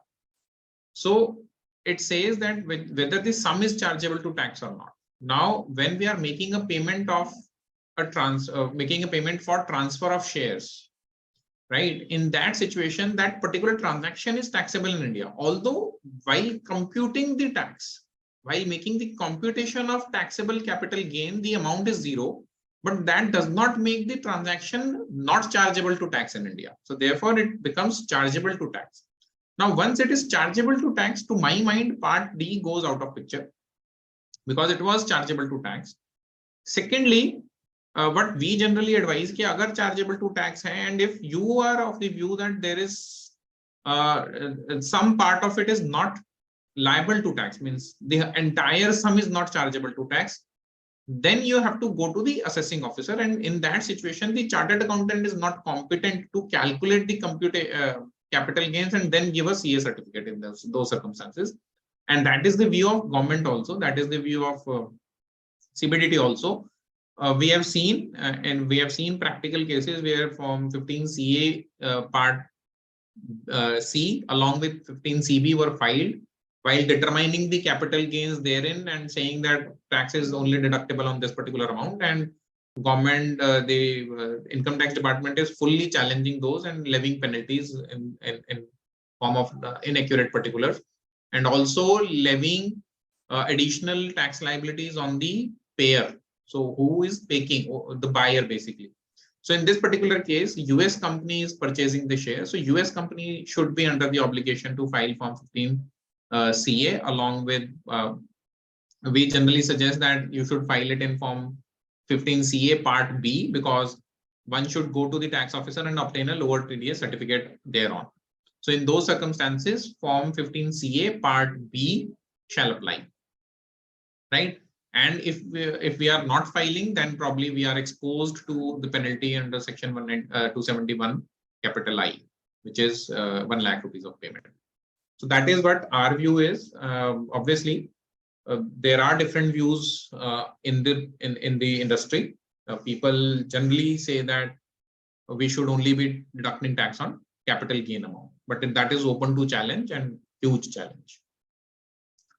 Now let's come to the second case study, which says that payment to a foreign bank branch of an Indian company. Say, for example, ICICI Bank or HDFC Bank or Axis Bank, which are Indian resident banks.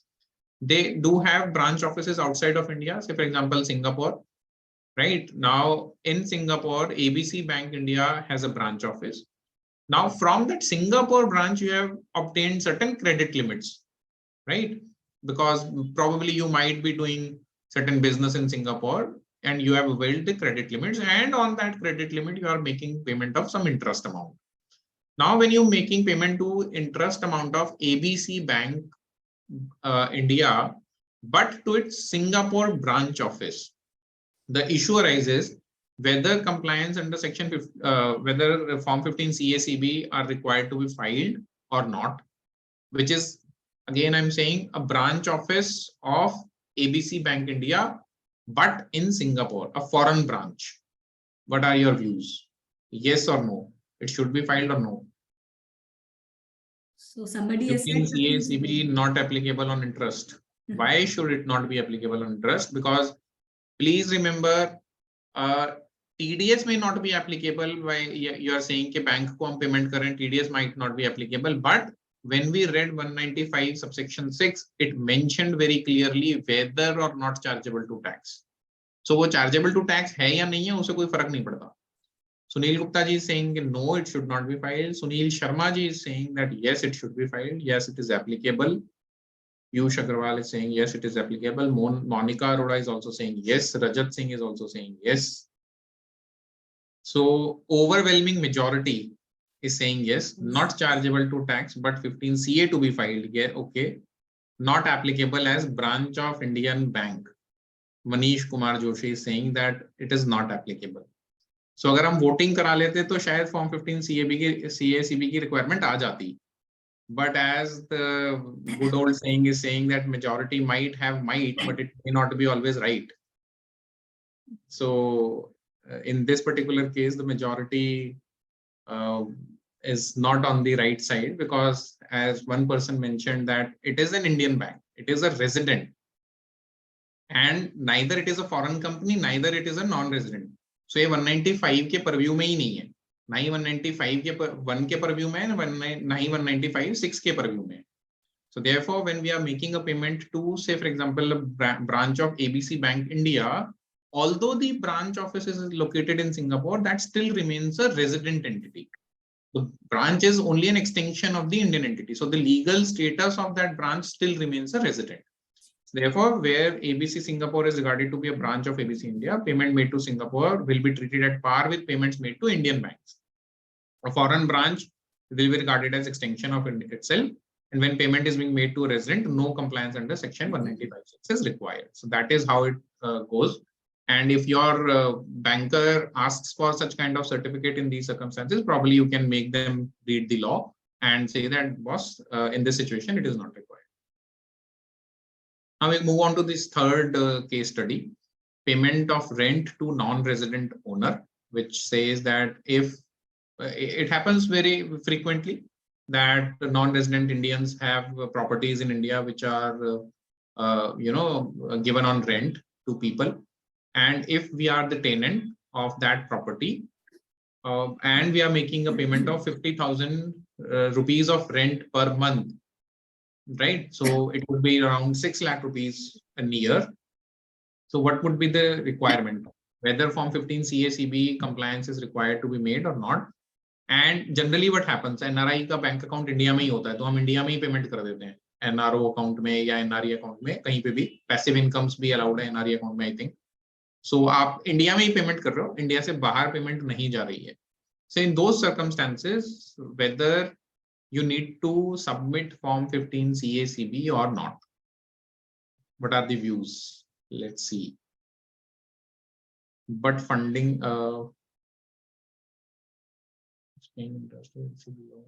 towards parents. Priyanka Gandhi is asking. Priyanka जी, इसको ये case studies खत्म करके लेते हैं आपका question को. तो अभी अगर हम payment to a non resident owner of property कर रहे हैं, whether we are required to file form 15 CACB और not. Anji, no. Required as payment to non-resident. Manish Kumar Joshi is saying required, but Abhinav Kumar is saying no. Rohit Gupta is saying no. Ghanshyam ji is saying no, not required. What else? अभी तक 3-1 से no आगे चल रहा है. Not required. 4-1 हो गया. We are filing Form 15 CACB while making interest payment to NRO. Okay, Sunil Gupta ji saying yes, Karan Handa is saying yes, okay, required, Rajiv ji saying yes, okay, so yes is picking up. So voting में yes आ गया है आगे. Deepika is saying yes, Rajat ji is also saying yes, okay, good. So there are a lot of yes now. So what the answer is, the rent is chargeable to tax in the hands of non-resident owner. The amount of payment exceeds INR 5 lakh rupees during the financial year. And therefore, Part C of Form 15 CA should be filed along with Form 15 CB or Part B if you have obtained a lower TDS certificate. So that is where now why I'm saying Part C, because the amount exceeds 5 lakh rupees. If the amount would have been, say, for example, 30,000 rupees of rent per month, then probably Part A would have been sufficient to have been filed. However, it is required to be filed. A practical situation में हम लोग file नहीं करते हैं, that is probably a non-compliance. We should be mindful of. और इसमें एक और practical challenge ये आता है कि आपको बैंक आपको foreign में payment ही नहीं भेजनी है, तो आपसे बैंक भी नहीं मांगता है. So that is something एक चीज होती है कि आप foreign currency की payment डाल नहीं रहे हैं, but generally उसमें भी हम कर सकते हैं कि हम foreign currency में भी Indian currency वाला ही amount डाल दें. Right, and we say that we are foreign currency वाले में आप nil भी कर सकते हैं. So that is a practical thing, nothing which stops you from filing Form 15 CACB. So that is where we as consultants should be aware, and wherever our clients are in such situation, at least we should make them aware and tell them that your Form 15 CACB is required to be filed. And you know, इस particular situation में कोई ऐसी time limit नहीं है कि 271 I की penalty लगाने का कोई timeline है, जितना मेरे को ध्यान है. कल को 3 साल बाद 4 साल बाद जब भी गवर्नमेंट को ध्यान आएगा ना कि ऐसी नॉन कंप्लायंस तो बहुत बड़े पैमाने पे हुई है, वो सबको नोटिस इशू करने शुरू कर देंगे, right. So therefore we should not think कि अभी गवर्नमेंट के रडार पे नहीं है, कभी भी रडार पे आ गई तो वो सब खोल देंगे. I think that is the reason 37BB, as I was discussing, rule 3 says that, you know, the AD is also required to file a quarterly return. Right. Under 15 वहां तो वो जाएंगे ना जहाँ पे हमने फाइल किए, जहाँ पे गए तो वो नहीं करेगा तो वहां पे पकड़ में आ जाएगा ना. नहीं, वो पता ही नहीं जनरली, अभी देखे पता ही नहीं लगेगा. अभी क्या हो रहा है, वो ट्रांजैक्शन पकड़ में नहीं आ रही है, रेडार में नहीं है, क्योंकि आपने नॉन रेजिडेंट को पे कर दिया बट इंडिया में ही पे कर दिया. If once it goes to its NRO account and if he is the AD, then later on it will come to know. हाँ, तो अब एनआरओ के पास पेमेंट आई है, सिर्फ वहां से पता लगेगा कि एनआरओ को ये पेमेंट आई है. फिर वो बाद में बैक ट्रैकिंग होगी कि कहाँ से आई थी और उसने फॉर्म फाइल किया कि नहीं किया. करेक्ट. तो वही मैं बोल रहा हूँ कि अभी इस चीज की ट्रैकिंग नहीं हो रही है, बट ये कभी भी हो सकती है. It is information lying on the table. Yes, बिल्कुल ठीक है जी. अच्छा, आगे चलते हैं. Next case study, limit of 5 lakh rupees. Now how to determine the limit of 5 lakh rupees. Say for example, if Indian company is making payment of export commission to various parties situated outside of India, the amount of export commission payable to each party is less than 5 lakh rupees during financial year. Now इसको export commission की जगह आप royalty मान लीजिए. Say for example, आप royalty consider कर लीजिए कि आप royalty payment कर रहे हो, right? और उसमें आप 5-6 पार्टी से डील कर रहे हो, 5-6 पार्टीज को पेमेंट कर रहे हो, which is taxable in India.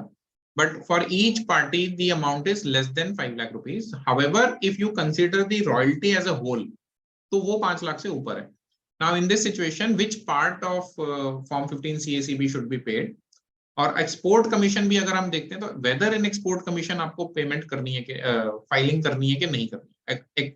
मैं आपको एक्सपोर्ट कमीशन में और रॉयल्टी में डिफरेंस बता देता हूं क्या होता है. Export commission generally is not chargeable to tax in India. Chargeable to tax नहीं होता है क्योंकि एक्सपोर्ट कमीशन हम बोलते हैं कि अक्रू और अराइज इंडिया में हुआ ही नहीं है, तो आप उस पर टीडीएस नहीं काटते हो. तो अब अगर इस तरीके की पेमेंट आप कर रहे हो 5 लाख से ऊपर की और डिफरेंट पार्टीज को कर रहे हो, आपका एक एजेंट यूएस में है, एक एजेंट यूके में है, एक एजेंट कहीं और है, तो आपने बेशक आपने सिर्फ फॉर एग्जांपल उसको पेमेंट की 3-3 लाख रुपए की to each party, but if you combine export commission तो वो आपका 5 लाख से ऊपर हो गया. सो सबसे पहली चीज कि क्योंकि चार्जेबल टू टैक्स नहीं है तो क्या हमें 15 CACB फाइल करना है, और यदि अगर करना है तो कौन सा. So most of them have answered part D, whether it is export commission or royalty. I think where we have a difference of view. So to my mind, if it is an export commission which is not chargeable to tax, then we go to part D. If it is royalty and if the limit is less 5 lakh qua entity, as I was already explaining, in that case we go to part A. Correct.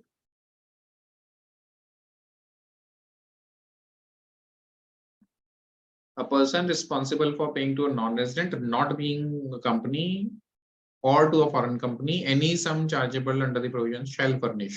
Any sum chargeable under the provisions shall furnish, namely. An argument can be taken, applies each payee separately. Now it says a non-resident and a foreign company. So to each payee separately rather than on an aggregate basis.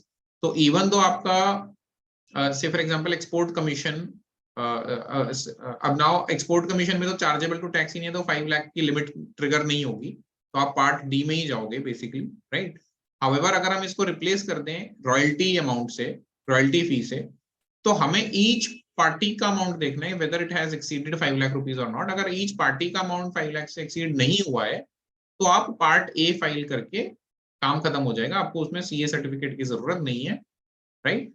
तो that is how we go about it.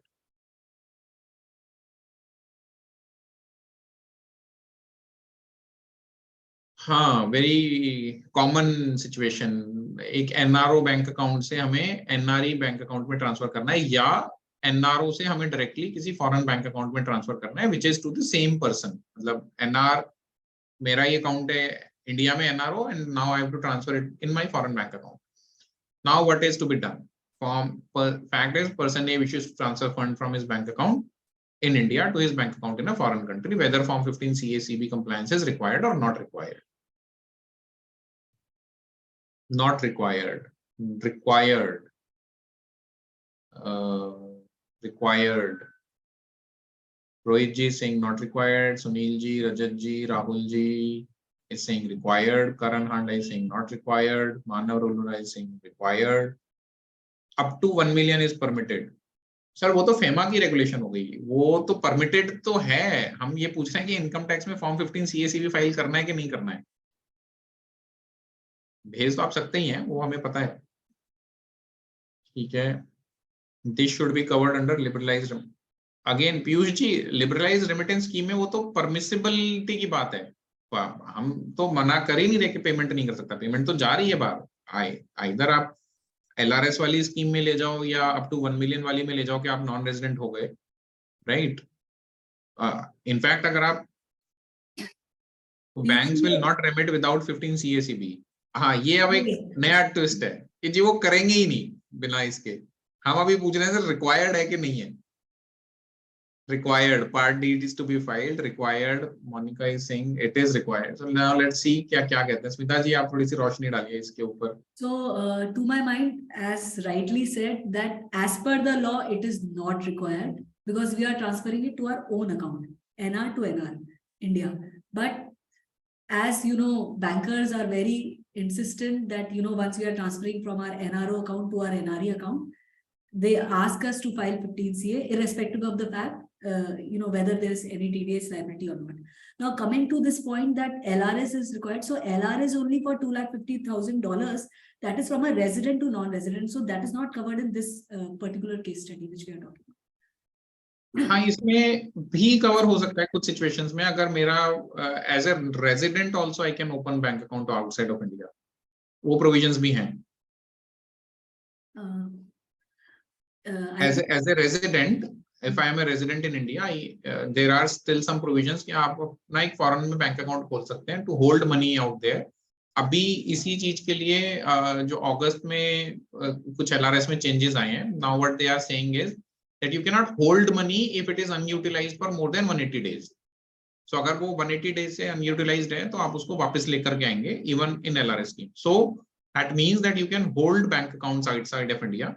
And अगर उस case में भी बाहर जा रहा है पैसा तो LRS में क्या होगा? जनरली LRS के केस में आपसे फॉर्म 15 CACB वो नहीं मांगते, जितना हमने देखा है. LRS के स्कीम के केस में बैंकर्स नहीं मांगते. हाँ, आप NRO से NRE में ट्रांसफर कर रहे हो तो जनरली वो मांगते हैं. करेक्ट. लेकिन now what we have seen, हमने एक्सपीरियंस किया है when we confronted some of the banks and relatively जो प्राइवेट बैंक्स हैं, ICICI bank, Axis bank and Kotak Mahindra bank, इन तीन के साथ हम जब ट्रांजैक्शन करते हैं तो we have been able to successfully convince them that there is no requirement of Form 15 CACB when the transfer is happening within a same person's bank account. So we are doing it without issuing Form 15 CACB. Obviously, जो PSU banks हैं वो थोड़े से rigid हैं, वो बिल्कुल लकीर के फकीर हैं. जो उनके मैनुअल में लिखा हुआ है वो उसके अलावा कुछ सोचते नहीं है, समझते नहीं है. But yes, it's our duty to at least put it on record that it is not required. We generally put a mail to them saying that it is not required as per law. And then when they say कि नहीं आपको करना ही करना पड़ेगा, तो आप क्या करेंगे? प्रैक्टिकल मजबूरी है, करना पड़ सकता है. There may arise practical challenges since banks may nevertheless insist on the compliance. So legally it is not required. We should be aware that it is not required. But yes, if in certain special circumstances the bank insists, probably there may not be an option available to us. Especially this happens when the non-resident transfers its property. So the resident person remits money in his NRO account, and then a non-resident wants it to repatriate it back to the foreign country. So generally what happens is that although TDS is deducted at the first date itself, that means the resident deducts the TDS at the rate of 20% or whatever applicable rate and transfer it to its NRO account. From NRO it goes to NRE account. So still banker insists another 15 CB. I mean, at that time, that, 15 CB specifically, though TDS is already deducted at the first stage itself. But right. And just to go a step back, probably when the Indian resident buyer is purchasing a property from non-resident, in that case, we generally do not file Form 15 CACB if the check is being deposited in the local bank account. Correct. Yeah. Right. So in that case, the buyer, the Indian buyer, should be careful. And if we are suggesting, if we are, advising the buyer in a transaction wherein the property is being purchased from a non-resident, in that case, Form 15 CACB should be filed. Generally in those circumstances, most of the times you obtain a lower TDS certificate from the tax authority. Then in that case, Form 15 CA Part B should be filed. If lower TDS certificate has not been obtained and you are deducting tax on the full rate of 20% or whatever is the rate, then Form 15 CA Part C along with Form 15 CB should be filed. Right? So that is what the legal position says. Now what happens is कि हमें पता ही नहीं होता क्योंकि banker हमसे मांगता नहीं, हमने तो चेक इशू कर दिया या बैंक ड्राफ्ट इशू कर दिया जो कि लोकल बैंक अकाउंट में डिपॉजिट हो गया, तो इसलिए वो स्किप हो जाती है.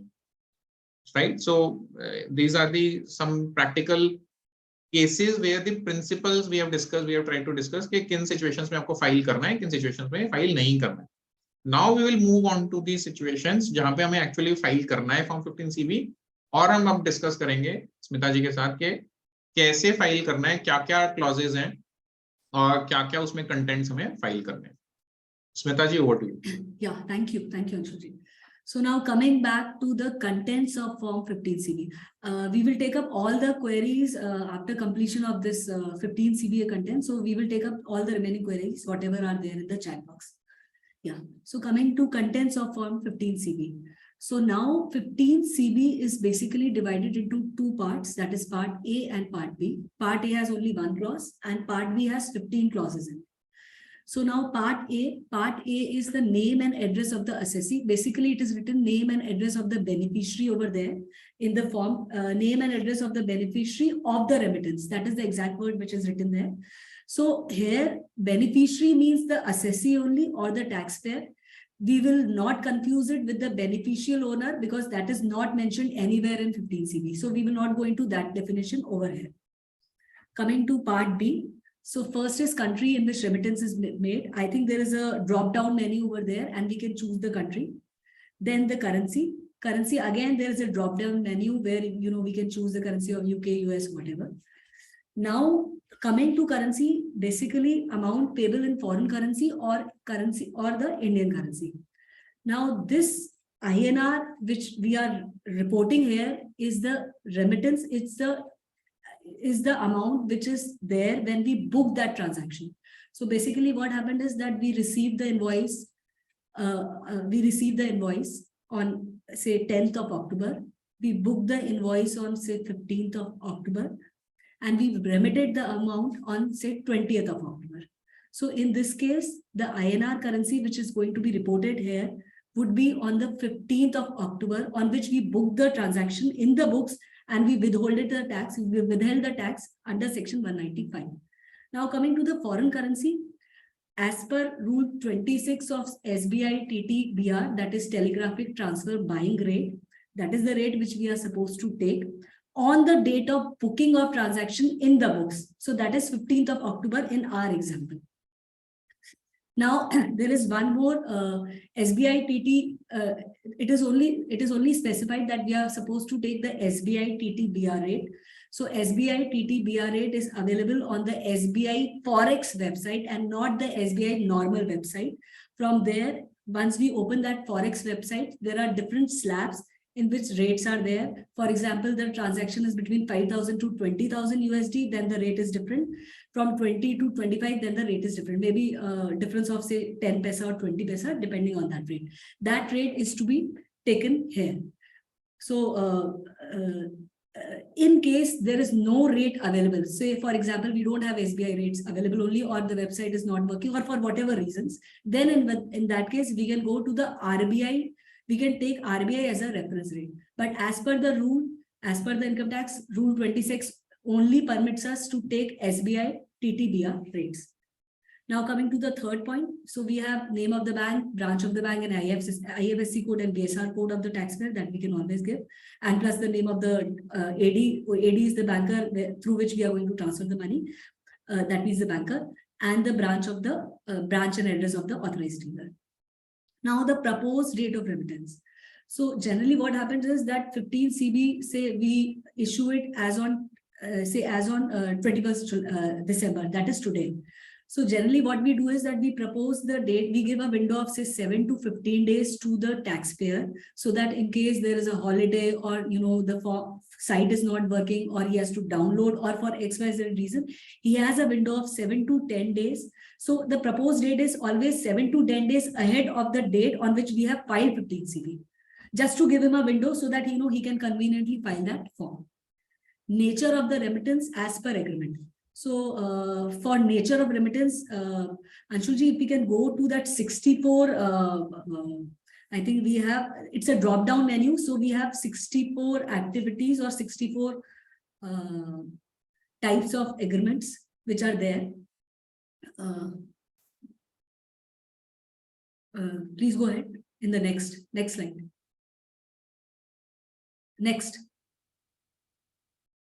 Yeah, no, next to this. Yeah, just before this. So these are the 64 list of nature of remittances. We have to pick and choose out of these. We have to be very particular while choosing this. For example, let's take an example of royalty or software licenses. Now, recently we are aware that the Supreme Court has just there is a case of engineering analysis in which royalty is exempt from tax.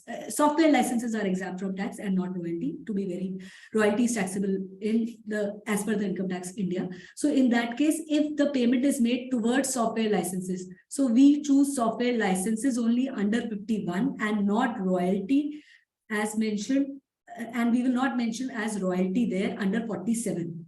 So we will specifically mention clause 51 and not 47. This is one example. So we have to be very careful while choosing the nature of remittance. Coming to next. So going after that, I think the RBI code is there. So then again, we have a list of RBI codes. So if we are not aware of those RBI code list, which is already mentioned here, so then we can check with the banker before issuing the CA certificate. Otherwise, we'll have to withdraw a certificate or we'll have to cancel the certificate. So it is better advisable to speak to the banker before in case we are not aware of the RBI code. Next, can we go back? Yeah. So after that, in case the remittance is net of taxes, whether the tax payable has been grossed up. Again, there is a question that whether the tax has been grossed up, whether yes or no. So now what happened is, say, for example, Sachinji is there, Sachin Sinhaji. I don't know where he is. I am sure he must be watching us. So he is based out at, say, Australia. Now, I asked for some consultancy services from him. So he says that he will charge, say, $10,000 for that consultancy services sitting in Australia to me. I told him that in India, there is a 20% tax rate on this. So I will only be able to pay you 8,000, deducting 20% of the taxes. So Sachinji says, whatever happens in India, I am not interested. Whatever your law, you take care of the law. You pay me 10,000 rupees net of taxes. So there comes the problem. So now what I do is that I have to remit him 10,000 rupees tax, $10,000 tax. So what I do is 10,000 divided by 100 minus the rate of tax, that is 20. So I do the grossing up, 10,000 divided by 80 into 100. So that comes to 12,500. So basically in the column 2, can you come back, Anshulji, previous slide. So here in the amount payable, again, it will be $10,000 only reflected here. If we go to column number 8, can we scroll down? Yeah, so here when we go in the taxability provision, where the amount is written, we have to write 12,500 in column number 10, where amount of income chargeable to tax. Because what has happened is that we have grossed up that tax. So here we are going to write 12,500. On that value, we are going to calculate the tax liability at the rate of 20%. So that is 2,500. And we again remit 10,000 only. So amount payable will always be 10,000. But we have to do the grossing up because we are paying it from our own pocket. So that is the concept of grossing up. We need to be very careful that whether we are saying yes or not in this column. Now coming to taxability under the provisions of Income Tax Act. So this is without considering DTAA. So the first question is remittance chargeable to tax. Of course, we will have to see section 456 read with 195 as already reiterated by Anshul ji and explained ji. So as per this, if the sum is chargeable to tax, if yes or no, if not, generally 15 CB is always issued when sum is chargeable to tax, but there is a possibility that sum is not chargeable to tax in DTAA but chargeable outside, which is not there. Sum has to be chargeable to tax in India only, then only in the Indian, first we have to test the domestic tax laws, then only we will go to the treaty. So we have to check whether the remittance is chargeable to tax in India. If not, most likely this will not be the case in 15 CB because we are issuing 15 CB only when the sum is chargeable to tax. But then again, there might be a case where sum is not chargeable to tax. So we will write sum is not chargeable to tax. Yes or no, we will give the reason. Then after that, the question is whether relevant section of the act under which the remittance is covered. So we will have to again go through that 115A, 115 presumptive taxation or wherever, or 195 from wherever that relevant section of the act that has to be defined here. Then the amount, as we have already calculated, grossing up or without grossing up, that amount is to be given here, and the tax liability is to be computed here. Basis of the determination again has to be given here, that on what basis we have computed that tax liability and how we have arrived to that figure. So if the grossing up is there, we can give the complete calculation of the mechanism, and if it is a direct figure, we can just give it the direct figure added with cess, surcharge, whatever, that has to be added here only, because this is the domestic law. We are not going to the income tax, we are not going to the treaty as of now. We are only considering the taxability under the provisions of Income Tax, Indian Income Tax Act, that is the domestic tax. So now coming to clause number 11, this is for DTAA. So clause number 11 has 4 parts. This is the basic part. So this is where whether the residency certificate is obtained from the recipient of the remittance. So the question is whether TRC has been obtained or not. Now TRC has already been debated and deliberated by Anshul ji, but then again coming to 2 or 3 pointers which we need to consider by TRC. One is that what time the TRC is to be looked upon. See, we have said that the amount payable, the amount which we are going to write would be on the date of booking of invoice. So again, to our example, 10th October, we received the invoice, 15th October, we booked the invoice, and 20th October, we paid them. So in that case, so I will just twist the example. We received the invoice on 10th October, we booked the invoice on 15th October, but we made the payment on April 1st of the following year. Now, what time would be the TRC required? So TRC is always required at the time of booking, that is at the time when we are booking the transaction in the books of accounts. There is a possibility that TRC is not there for that period, and while making payment, TRC is there. So there are 2 school of thoughts. One is that we should consider TRC at the time of making payment because we deducted TDS according to the availability of TRC. Other thought is that while making payment, whether TRC is not there or not, I think we should not consider that. To my understanding, we should always consider TRC at the time of making payment. So that time TRC should be there for that year. Now, there is also one more thing, one other thing which needs to be considered is that TRC can be in a different language. So we need to have a translator for that, or it can be translated from High Court or somewhere, or from the embassy, from the Indian embassy, or from the embassy from where the TRC is issued. We should have it certified copy of in English language because we will not be able to understand what is written there. Third point is that TRC, we should also see that TRC may be for a proportionate year. Generally, TRC is issued for the calendar year. So there is a possibility that, for first 9 months, generally foreign companies issue TRC for 12 months. We follow calendar year. So there is a possibility for 3 months, TRC might not be there. So in that case, we will have to request the foreign entity or the non-resident that please issue us a TRC for that remaining period also. We cannot issue any certificate without having a TRC for that period. Fourth point is that in case there are some countries which do not issue TRC at all, there are some countries like USA which issue a TRC, so we can take over, consider that TRC. Now there is a possibility that, for instance, UAE doesn't issue any tax residency certificate. So in that case, what we do is that equivalent MOF, that is equivalent Ministry of Finance, issues a domicile certificate by UAE. So we can consider that instead of TRC. In addition to TRC, we also require 10F. We require no P certificate. This is so because TRC doesn't cover all those 5 points which is written in Rule 21 AB. So then 10F would be requiring all those 4 or 5 points which are in addition to our TRC and which would complete our transaction here. I mean, which would complete all the requirements which are required. Read with section 90 subsection 4 here. So we should always write yes only if we have the relevant TRC. Otherwise, there are cases where if the TRC is not available and the chartered accountants are writing TRC is yes, then income tax has called upon chartered accountants and verified whether TRC is available or not. So we should be very cautious while issuing 15 CB whether TRC is there or not. Now going forward. Smita ji, मैं कुछ add करना चाहता हूँ यहाँ पे. Please. Many times happens that the client say कि आ जाएगा, अब आ जाएगा, कल आ जाएगा. आप सर्टिफिकेट तो इशू कर दो, यस लिख दो, बट सर्टिफिकेट हम TRC आपको दे देंगे, 2 दिन में दे देंगे, 4 दिन में दे देंगे.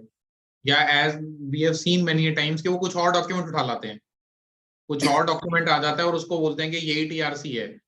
I faced this many times that यही TRC, आप इसी को TRC मान लो और आप एक्सेप्ट करके फाइल कर दो. So we should be, as professionals, we should be very, very careful that until and unless the certificate has been issued in respect of residency, either it is domicile, certifying the domicile, or residency issued by a government authority, right? Until and unless it is done by a government authority, we should not accept that as a tax residency certificate. Moreover, we should not budge that it will come in 1 day or 2 day. आप अभी payment urgency, आप अभी तो file कर दो, हम बाद में दे देंगे. ये सब चीजों के ऊपर please don't budge, because ultimately we have now seen in all circumstances wherever there is a discrepancy in filing of Form 15 CB, Income Tax Department is issuing notices to chartered accountants also. So please be very, very careful. Yeah. So thank you, Anshulji. Thank you for your inputs. So going forward, so then the relevant, now once the TRC is there, so we are supposed to look at that TRC and the DTAA is applied on the basis of that TRC only. So for instance, invoice is raised from Singapore, the payment is made to Hong Kong and the TRC is of Australia. So in that case, we have to apply relevant DTAA of India, Australia only. We will not apply the TRC on the basis of invoice. Please be mindful of that. TRC is the document on which the basis of DTAA is applicable. So we will apply the relevant article based on that. On the basis of that, we will determine the taxable income and the tax liability as computed in DTAA. Can you move forward? Scroll down, please, Anshul. So once TRC is placed, we have already determined a treaty. We have come to know that this is the treaty which is applicable. We have determined the tax liability. Then coming to article, then we have 11 A, B, C, D. These are the transaction-based articles on which we can see where our transaction will fall. So in case the payment is towards royalty, FTS, interest, or dividend, which is not connected with PE, in that case, 11A will apply. So here, article of DTAA, we will mention the rate of TDS that is required, which we have already deliberated under section 195. So as per that, we write the rate of TDS as per DTAA, not as per domestic. After that, in case the payment doesn't fall in 11A, we come to 11B. So in 11B, if there is an income on account of business income, say we have a service PE, so that in that case, it doesn't fall in the part A, that is FTS, it is not an FTS. So in that case, it's a business income. So in that case, we come to part B. So service fee is there. So then income is liable to tax in India. We say yes or no. Then on the basis, then we arrive on the rate of deduction and then we furnish the reasons for applying DTAA. Now there is a possibility, most of the cases when we apply business income, the rates are not mentioned in DTAA. So we again refer to the domestic tax.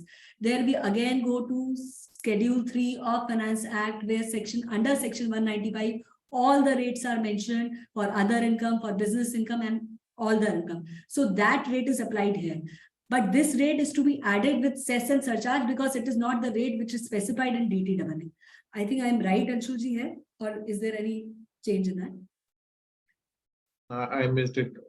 Yeah, so to my understanding, the rates in this clause, which has to be taken from Schedule 3 of Finance Act, we will have to add cess and surcharge also.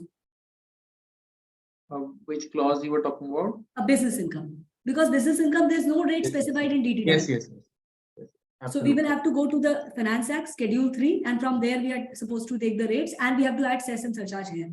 For clause 11A, we will take the direct rates because for FTS and interest, dividend, passive incomes, and FTS royalty, the rates are already there in DTAA.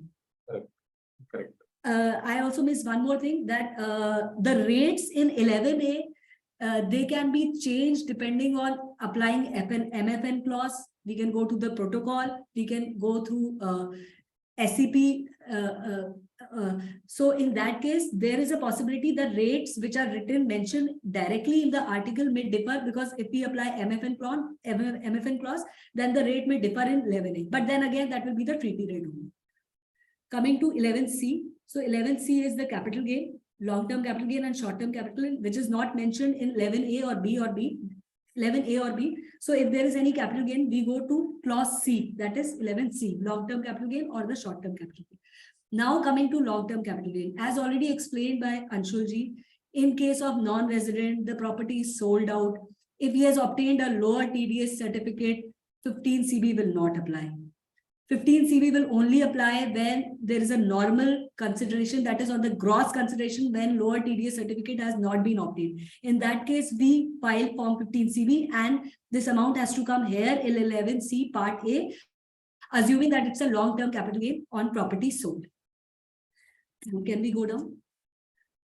11D. So for 11D, whatever is not there in 11A, B or C, that is other income, we come to part D. So this can be, say, for example, guarantee commission. Guarantee commission is not there in 11A, B or C. So we specify the nature of remittance. Again, whether taxable in India as per DTA. If yes, then again we go to the rate. Now again, if the rate is not there, we again go to section 115, Schedule 3 of Finance Act, and we find the rates from there under section 195. Now, we will also mention the reason specifying the relevant DTAA for that. Now, amount of TDS has to be mentioned in foreign currency and in Indian currency. Again, in foreign currency, as already reiterated, SBI TT BR rate is to be taken, read with rule 26, which we have already determined during the time of clause 2 amount payable. From that, only withholding tax rate has to come here. That is the amount payable, the TDS has to come here. Rate of TDS, whichever is lower, drop down menu is there. DTAA and income tax, whichever is lower, will be applied here. After that, the net amount of TDS in foreign currency. Please be mindful, this amount has to go in foreign currency only. So amount payable in clause 2, foreign currency less amount payable, amount of TDS in foreign currency, clause 12 minus this would come in clause 14, that is in foreign currency. Now, date of deduction of tax. Now, this is quite interesting. So basically what happens is that TDS is generally the date on which it is booked in the records. Now what happens is that there are multiple invoices which comes to us. So the client says that, we have to make together all the payment to the single entity, and these are the invoices on which we have deducted TDS on a different dates. So now what is to be done? Because he says that please issue a single 15 CB only because we are making payment to the single entity only. So what do we do? Because the date of deductions are different. So what do we do is that there are two options. One option is that in case the year has changed, that means the financial year has changed, we can choose 31st March as the date of deduction because we cannot write multiple dates. There is no option to write multiple dates of deduction here. So we take the year-end date, that is 31st March. If that is not there, if the payment is made in the same financial year, then then we take the year, then we take the last date of deduction out of all those invoices which have been paid, because we have no choice to write separate dates in this column. Other alternative is that you make separate 15 CB and furnish separate 15 CB with different date of deductions. I think I'm clear with this form. Let us go ahead. I just wanted to add one thing, Smitaji, Yeah. that as we mentioned in the rate, in the cases where the grossing up is required, where we are making payment of net of tax in that situation. In your example, if we have to pay $10,000, and if it has to be grossed up to, say, for example, $12,500, then to my mind, in the first column, in the amount payable in column number 2, the amount should be written as 12,500, because ultimately, if we are not writing 12,500, then after deducting. Yes. I think I was thinking so, because if you remember that we were deliberating on this yesterday only. And that time I was also of the view that we should write 12,500. 12,500, yes. So we cannot write 10,000 because it will lead to discrepancy, because then TDS amount will be reduced and then it will go down.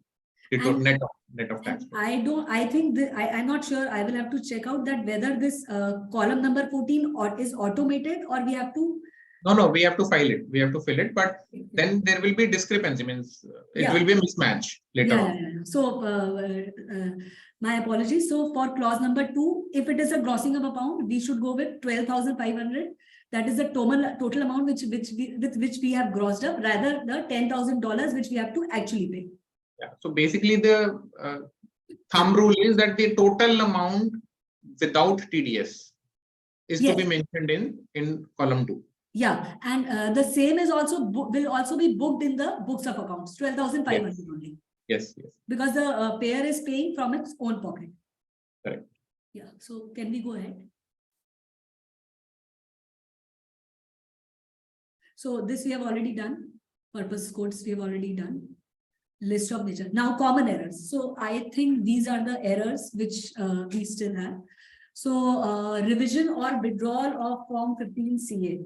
So now there are 2 points that generally 7 days window is open for 15CBCA, which is a very limited window. So in that case, now from last 1 month, I could see 15CB window is also open. So we can withdraw 15CB also, and we can withdraw 15CA only. The window is limited to 7 days only. So in case we are able to withdraw it within 7 days, well and good. In case we are unable to withdraw it, then we will have to consider it as redundant. And in case we file a UDIN for the same, then there's no option to back out. But in case we have not filed the UDIN, then we still have a chance. The other thing is that even if we have filed the UDIN but we have not uploaded the same to the income tax site, then again we can still we will not upload that UDIN in the system only, and we can file a new 15CBCA. We need to maintain a RECO of disregarded forms of 15CB, but as well as it's a good practice that we should also maintain the records of both 15CA-CB. I mean, the client should maintain the records of 15CA-CB, because there is a possibility that he has made us issue a 15CB which we have issued, and later on for some other reason he has not used that 15CB-CA at all.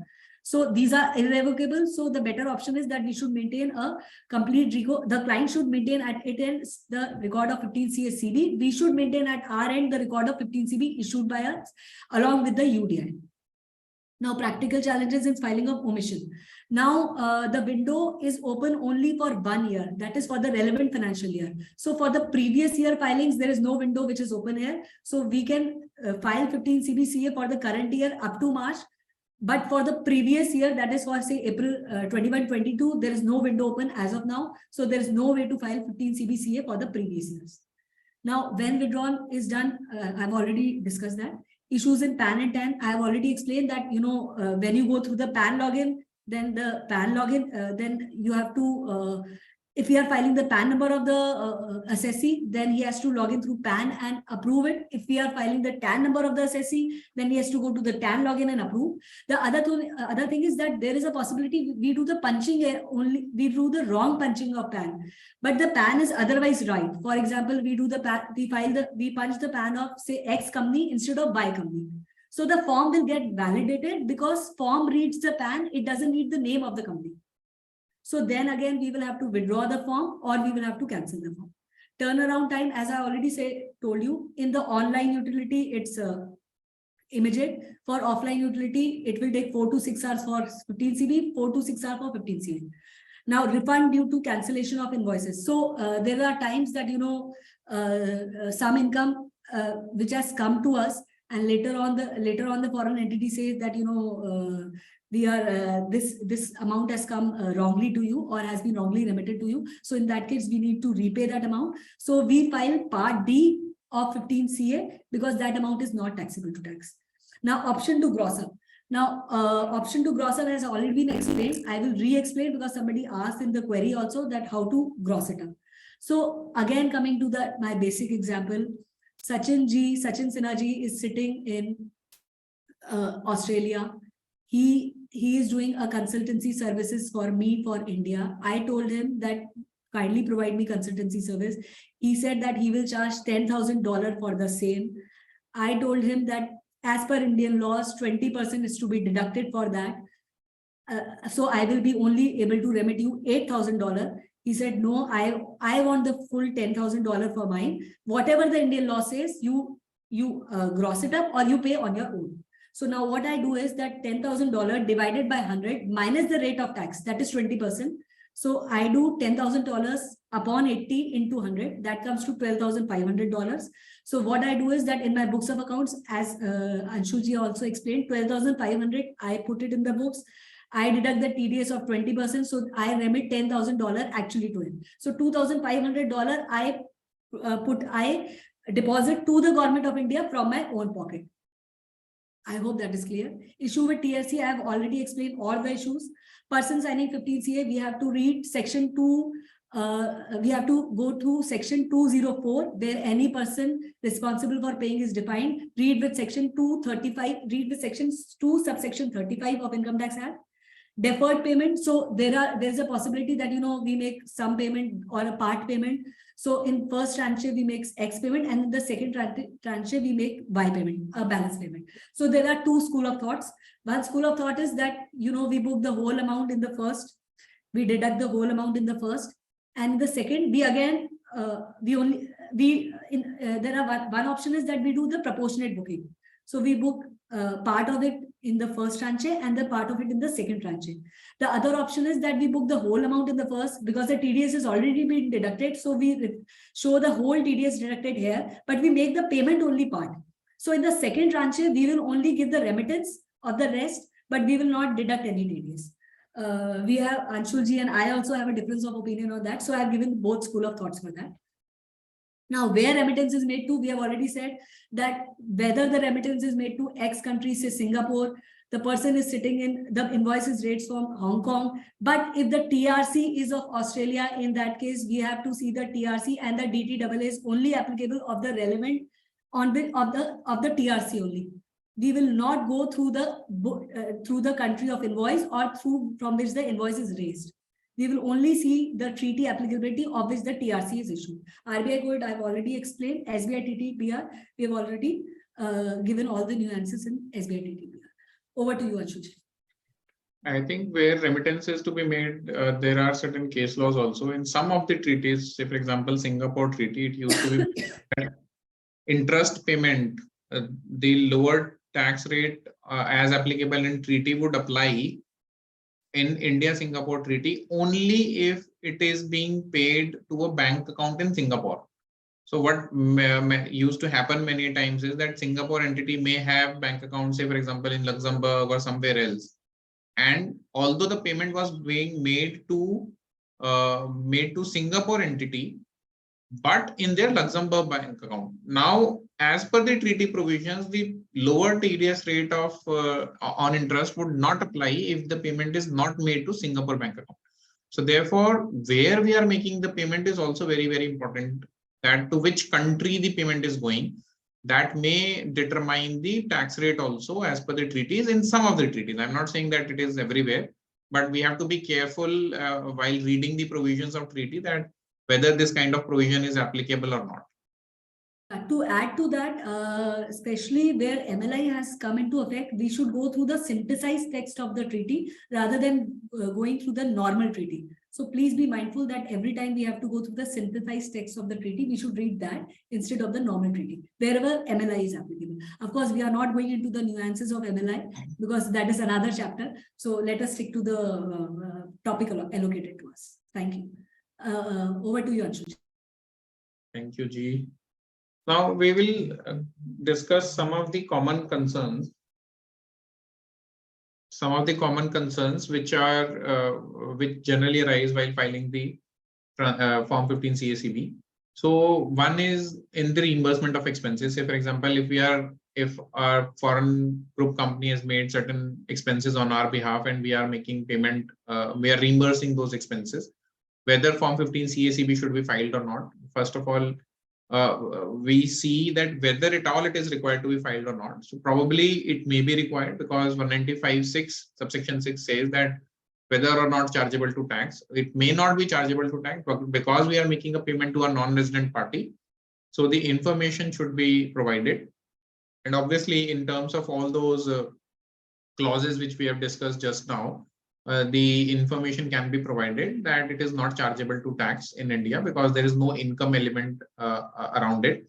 However, there are certain case laws and certain judicial precedent which says that if we are just doing the reimbursement to avoid the TDS liability, say for example, if you were to take a technical service from some third party outside of India, and in that transaction, you would have to have deduct TDS if that transaction was subjected to TDS in India.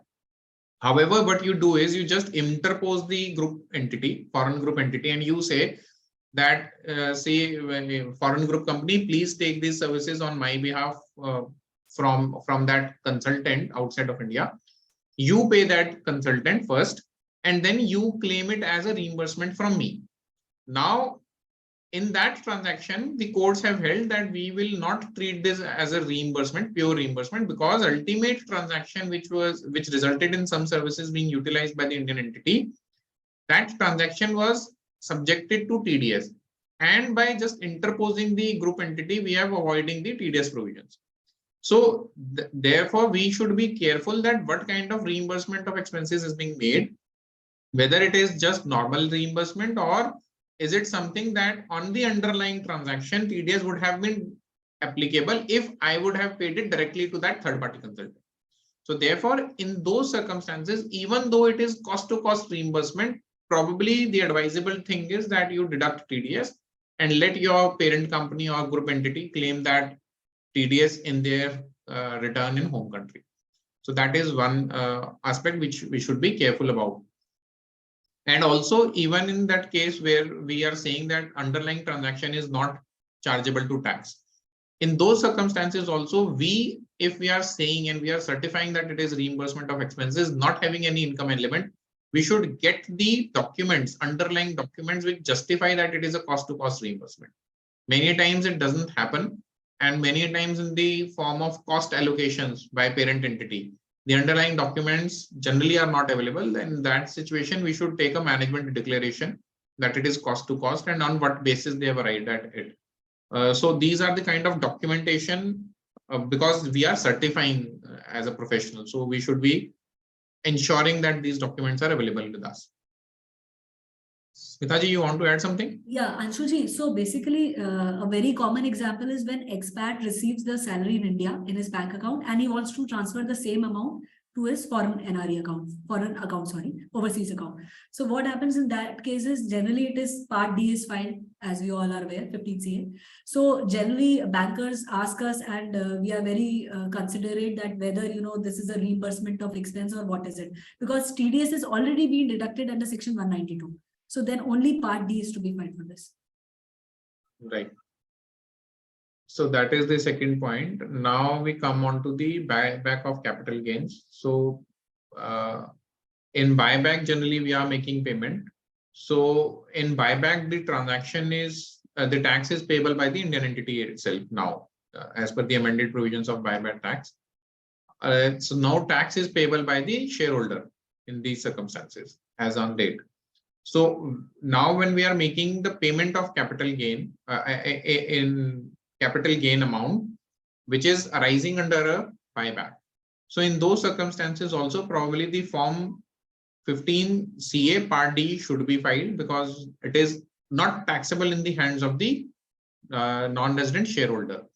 Now in buyback scenario, there is other than buyback, there can be a situation of capital reduction also. In capital reduction, probably there arises a situation where dividend portion can also come up in the picture. Because if there are retained earnings and you are reducing capital, then to the extent you have retained earnings, the that part of remittance is considered as dividend under section 222.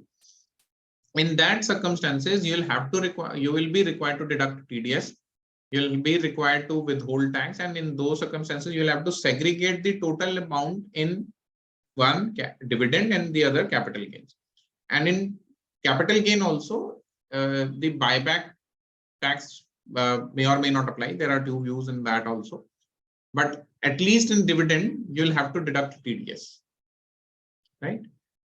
Then we come on to the equalization levy. Say, for example, if you are making payment to Facebook or Google's, wherein you are making advertisement expenses, and that transaction is not subject to income tax in India, because equalization levy is levied under the Separate Finance Act 2016 and not under Income Tax Act.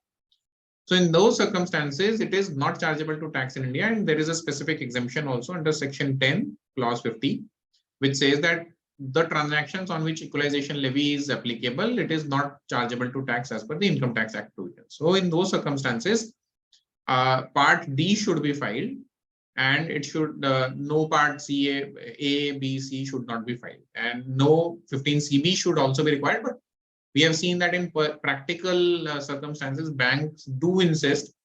That is another thing. So, but legally, it should not be required. I have a view on this, Anshulji, that since that transaction is subject to tax, that is different. That since EL is paid, so we are out of the ambit of tax. So then it is not chargeable to tax. Now, when we are talking about chargeable to tax as per the rules which are framed under income tax rules or in the Income Tax Act, we can only talk about taxability under the Income Tax Act. Otherwise, though, if we can see, the GST is also applicable on some transactions. Correct. So we cannot say that it has been taxed. So equalization levy being outside the purview of Income Tax Act, so we cannot say that it is chargeable to tax as per the provisions of the Act. Okay, got it. So therefore, it should only part D should apply. Yeah, but as you rightly saying, we have been issuing 15CB because the bank. That is a practical situation. Bankers nahi mante. That is another thing. But when we talk about law, probably it should not be issued. Correct. Indirect transfer of Indian shares assets where two non-residents are involved. As we discussed earlier, practical difficulty is there because no payment is being made out from India. So although as per the subsection 6 of 195, you are required to file information because you are responsible for making a payment to a non-resident, right? However, the clauses of Form 15 CACB are such that you have to mention the details of banker from whom, the Indian bank from whom the payment is being made. You have to mention BSR code, you have to mention the Indian currency and all those things. So probably we can say that as per the procedure laid down today, there is an impossibility of performance. And by taking that plea, probably we can say that Form 15 CACB cannot be filed, although it should have been filed legally, but as per the present procedure, which has been laid down, we cannot file it. Then we come on to when remittances are made in kind or transfer is by way of book entries. So Smita ji, you can take this up. Anshulji, in this particular case, especially in this indirect transfer, in case the payment is made to an Indian entity, I mean to its Indian account, say for NRI as an NRO account, then in that case 15 CBCA would be applicable, correct? Which one? Indirect transfer of Indian shares. Yeah, so he has an Indian bank account, say. So no. So then that practicality goes. I mean, he has a bank account. So in that case, we are talking about two non-residents. Yeah, so, two non-resident only. So that non-resident is an NRI who has an NRO account in India. Say. So the buyer, the payer should have Indian bank account, not the receiver. Okay, correct. So because the BSR code and all those things are required to be filed by the payer. So branch office. So branch office is, if he has a foreign branch, then then that is applicable. The Indian branch. Indian branch. Indian branch, and Indian branch is making that payment. Yeah, Indian branch is making that payment. So then in those circumstances, you can make the payment. Means if the payment is going out of India, probably you will have to file it. Correct. right? Say for example, if an NRI person is purchasing the shares of an Indian company from another non-resident, but he's making payment from his NRO bank account. In those circumstances, probably you can still file it. But generally what happens is in a group transaction where two non-resident parties are transacting in between, in those circumstances, there is impossibility of performance. Yeah. So next is when remittance are made and transferred in kind. So basically what happens is, for example, let's take the recent example of KBC itself. So an NRI wins the KBC, say 1 CR. So in that 1 crore, once he wins that 1 crore, he gets a car also, and he gets 1 crore in cash also. So in that case, whether TDS is to be deducted, yes, of course, because he's an NRI. Any which ways, it's a prize money. So TDS would be deducted on his 1 crore cash, plus the car which he has got. So the amount of car would be calculated in cash, and the same would be deducted either from his cash price or in addition. And if he has not done any cash price, then in addition to that, he has to pay TDS on the car also. So for the another example which we can take is, for example, in IPL, the foreign sportsman, the foreign cricketer wins a car. He has to take that car. So the TDS on that valuation of car has to be deducted and has to be paid with the Indian, has to be deducted and deposited. But of course, in this case, 15 CBCA is not required to be filed. Only the amount of TDS has to be withheld. And I think we have a case of Kanchanjunga Seafoods also for this particular case. Right. So probably why Form 15 CACB may not be required to be filed is because we are not making any payment of any sum. Correct. Because 195(6) subsection 6 is very clear, when responsible for paying any sum. Now, when a price is being transferred in kind, so it is not a payment of sum. Right, Smita ji? Yes, but for example, especially if you are taking a case of this KBC 1 CR, where he has received a price, cash money also, and he has received a cash also. So then there is a possibility that, you know, the whole amount might be deducted from his cash price and the car might be given to him like this. The TDS will be deducted and the remittance will be less. Yes, in that situation, also the Form 15 CACB will be required to be filed only for the cash price amount, not for the total amount. That's what my view is. Because to my mind, let's have a difference of opinion also, because to my mind that kind is not a sum payable, and we have got a lot of case laws and judicial precedents in terms of this thing also, the winning of lotteries 115 BB also, there also the courts have mentioned that if the prize money is in kind, then this lottery section will not apply. So therefore, taking a clue from there, probably we can say that if it is being in kind, the amount is not required to be reflected in Form 15 CACB, because you are not making any payment in foreign currency. Currency sum means money, and if it is in kind, Form 15 CACB may not be required to file. That is my personal view. Right now, we are coming to part payment. So, for example, if there is a part payment you make, so whatever part payment you are making, that corresponding amount of TDS needs to be reflected in that particular Form 15 CACB.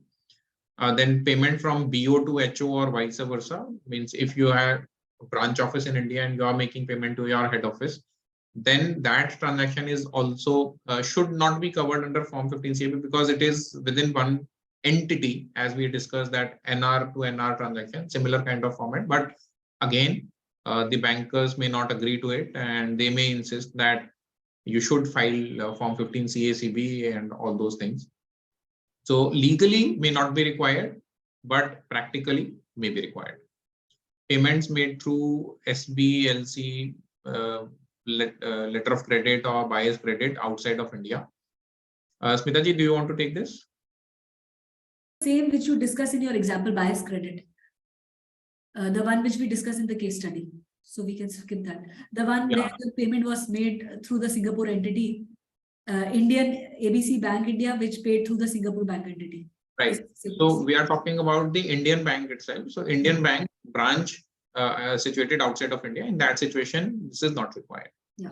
Now, a credit card. This is a very common problem that many times what happens is that most of the clients, directors, or employees would make payments of foreign software or education programs or many other things through their credit card, and then they will claim a reimbursement to the company. And we have a very recent case. I'm dealing with this case that due diligence is being going on that company. That is a startup company, and a Big Four is conducting a due diligence, and they have raised a red flag on credit card payments, and they are saying that you have not deducted TDS. That's one thing, and you have not filed even Form 15 CACBs for any of the earlier years. So they are now hellbent that you file the earlier years also. And that's where we went to check that whether the previous year's Form 15 CACBs can be filed or not, and we got to know no. You can file it only from April of current year, 1st of April of current year. You cannot file previous years. So that is a limitation. Now, whatever non-compliance is there, it will be reported as a non-compliance in the due diligence report. But obviously, a credit card is something which we need to analyze each transaction, whether TDS is applicable or not. And in any case, even whether or not TDS is applicable, Form 15 CACBs should be filed. Practically, what we have seen is that generally what happens is that all the transactions of 1 month are clubbed together. The one nature of transactions are clubbed together, and one Form 15 CACB is filed. It depends on what kind of risk appetite you have.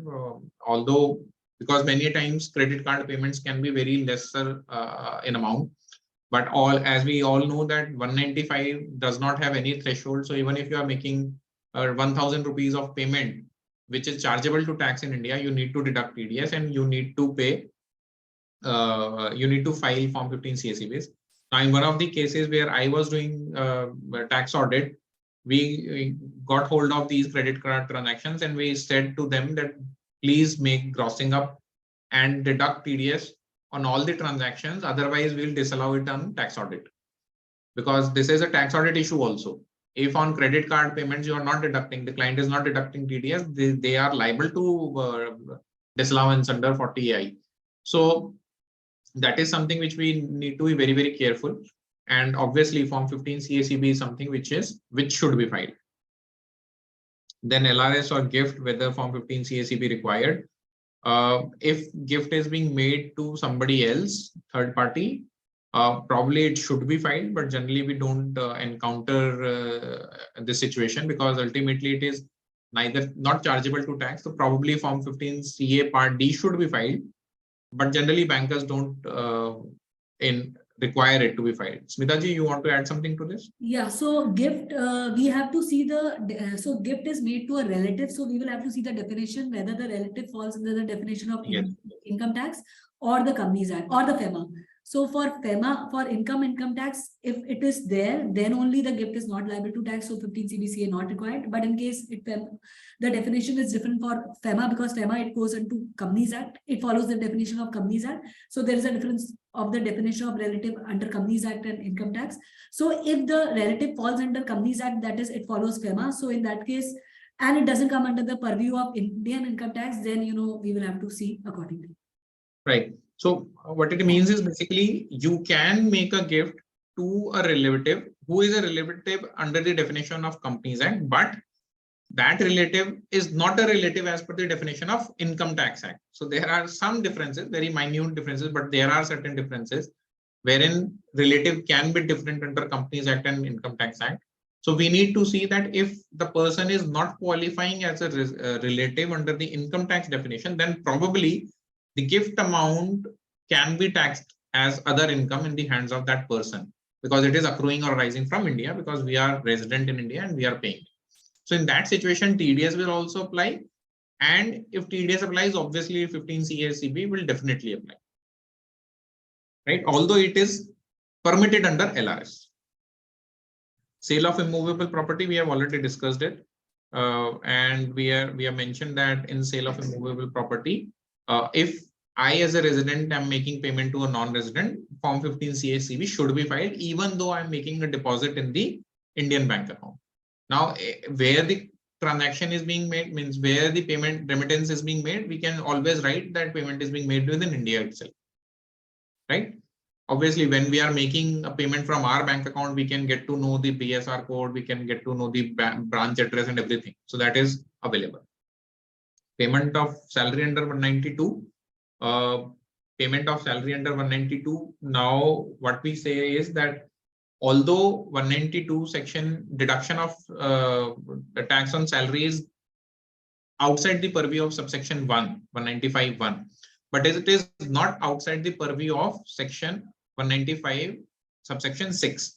Now what happens is that if I am making a payment directly to a person who is a non-resident, say for example, and that salary is taxable in India by virtue of that person's working in India for some period of time, even though that time period does not make him a resident. Say for example, if there is an expatriate person who is my employee, deputed in my foreign branch, but he comes to India for some period of time, right?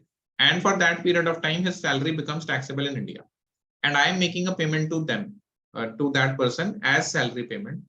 Although I would deduct TDS under section 192, but Form 15 CACB should also be filed in that situation. And the tax rate, the effective tax rate, whatever is arising on that particular salary amount, that should be mentioned as the rate of tax in the Form 15 CACB. Now, there can be another situation that we are making the payment within Indian bank account.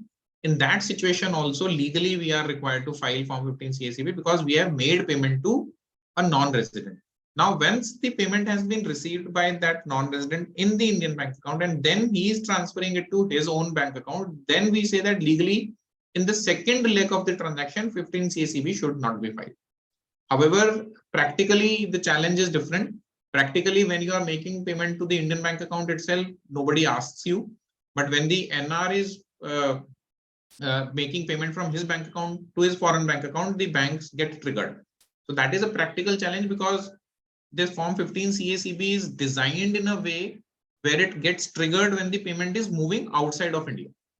So that is where the law can trip us.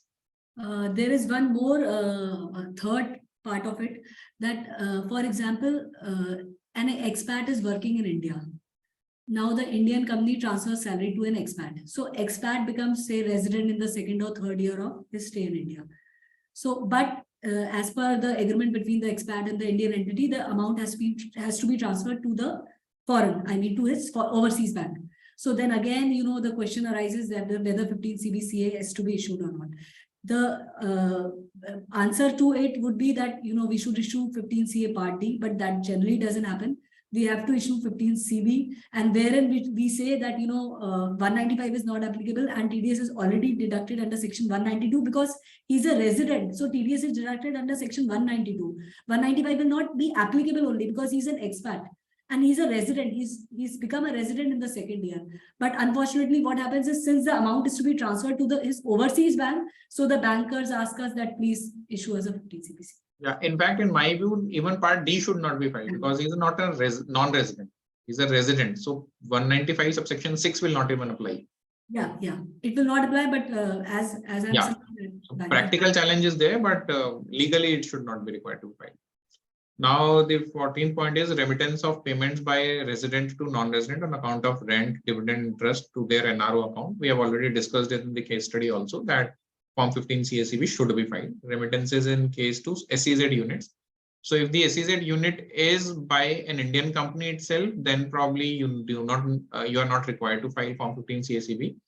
But if SEZ unit is by a non-resident, in that situation, we need to see whether it is qualifying as PE or not. Because in some, I think I recall some judicial precedent, PE was considered as a resident for procedural aspects. Not for taxation purposes, but for procedural aspects. That for such kind of procedures, you will consider that PE to be a resident only.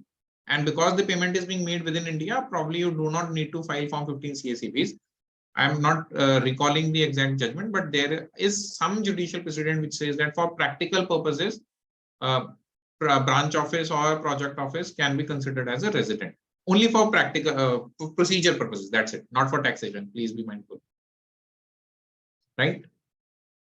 So this is it from us as of now. We can now take some queries. We do have time, some time.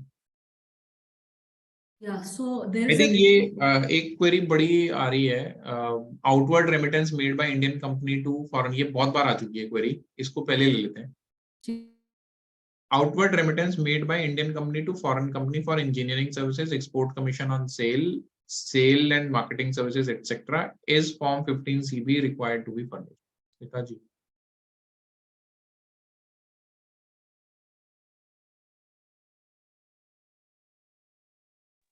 So again, in case the same is liable to tax, then we go to 15CB Part C. In case it is not liable to tax, then again we go to 15. I mean, if the amount is less than 5 lakhs, we go to Part A. If it is liable to tax and we have taken a lower withholding tax, we file Part B. And if it is not taxable to liable to tax, then we go to Part B. So basically, you need to see what is the nature, whether it is chargeable. Say, for example, आपके example में mega जी export commission है. Export commission is neither taxable under the act nor taxable under the treaty. तो chargeable to tax ही नहीं है, तो आप part D file कीजिए, काम हो जाएगा. इंजीनियरिंग सर्विसेज है, वो आप इंडियन इनकम टैक्स एक्ट में टैक्सेबल करते हैं. मोस्ट ऑफ द टाइम से ट्रीटी में भी टैक्स हो जाती है, because engineering services fee for technical services होती है. जहां पे मेक अवेलेबल क्लॉजेज हैं, वहां पे शायद आप ट्रीटी में एग्जेम्पशन लेकर के इसको टैक्स नहीं करेंगे, right. So in those circumstances also we recommend कि आप पार्ट सी फाइल कीजिए, फॉर्म 15CA का, because ultimately it was chargeable to tax in India, and because of treaty exemption you are claiming it to be not chargeable, not exempt from tax basically. So generally हम in situations में part D file नहीं करवाते हैं, because on a conservative basis we say that you have also got a view from a chartered accountant in that analyzing of DTAA, right? क्योंकि DTAA की वो सारी clauses आपको part C में ही मिलती हैं. Otherwise I don't think कि वो part D में वो सारी clauses वगैरह लिखी होती हैं, right? Smita ji? Yeah. Absolutely correct. I think 2 participants have raised their hands. So let us just, we will unmute Monica. Monica ji, can you please unmute them, or they can write in the chat box, either of that? Hello, yeah. Yes, good evening. Yeah, please, Ruchi ji, please tell us. Actually, my query is, it's when amount transfer to NRO to NRA account. Now, Form 16 Part D, Form 15CA Part D is required.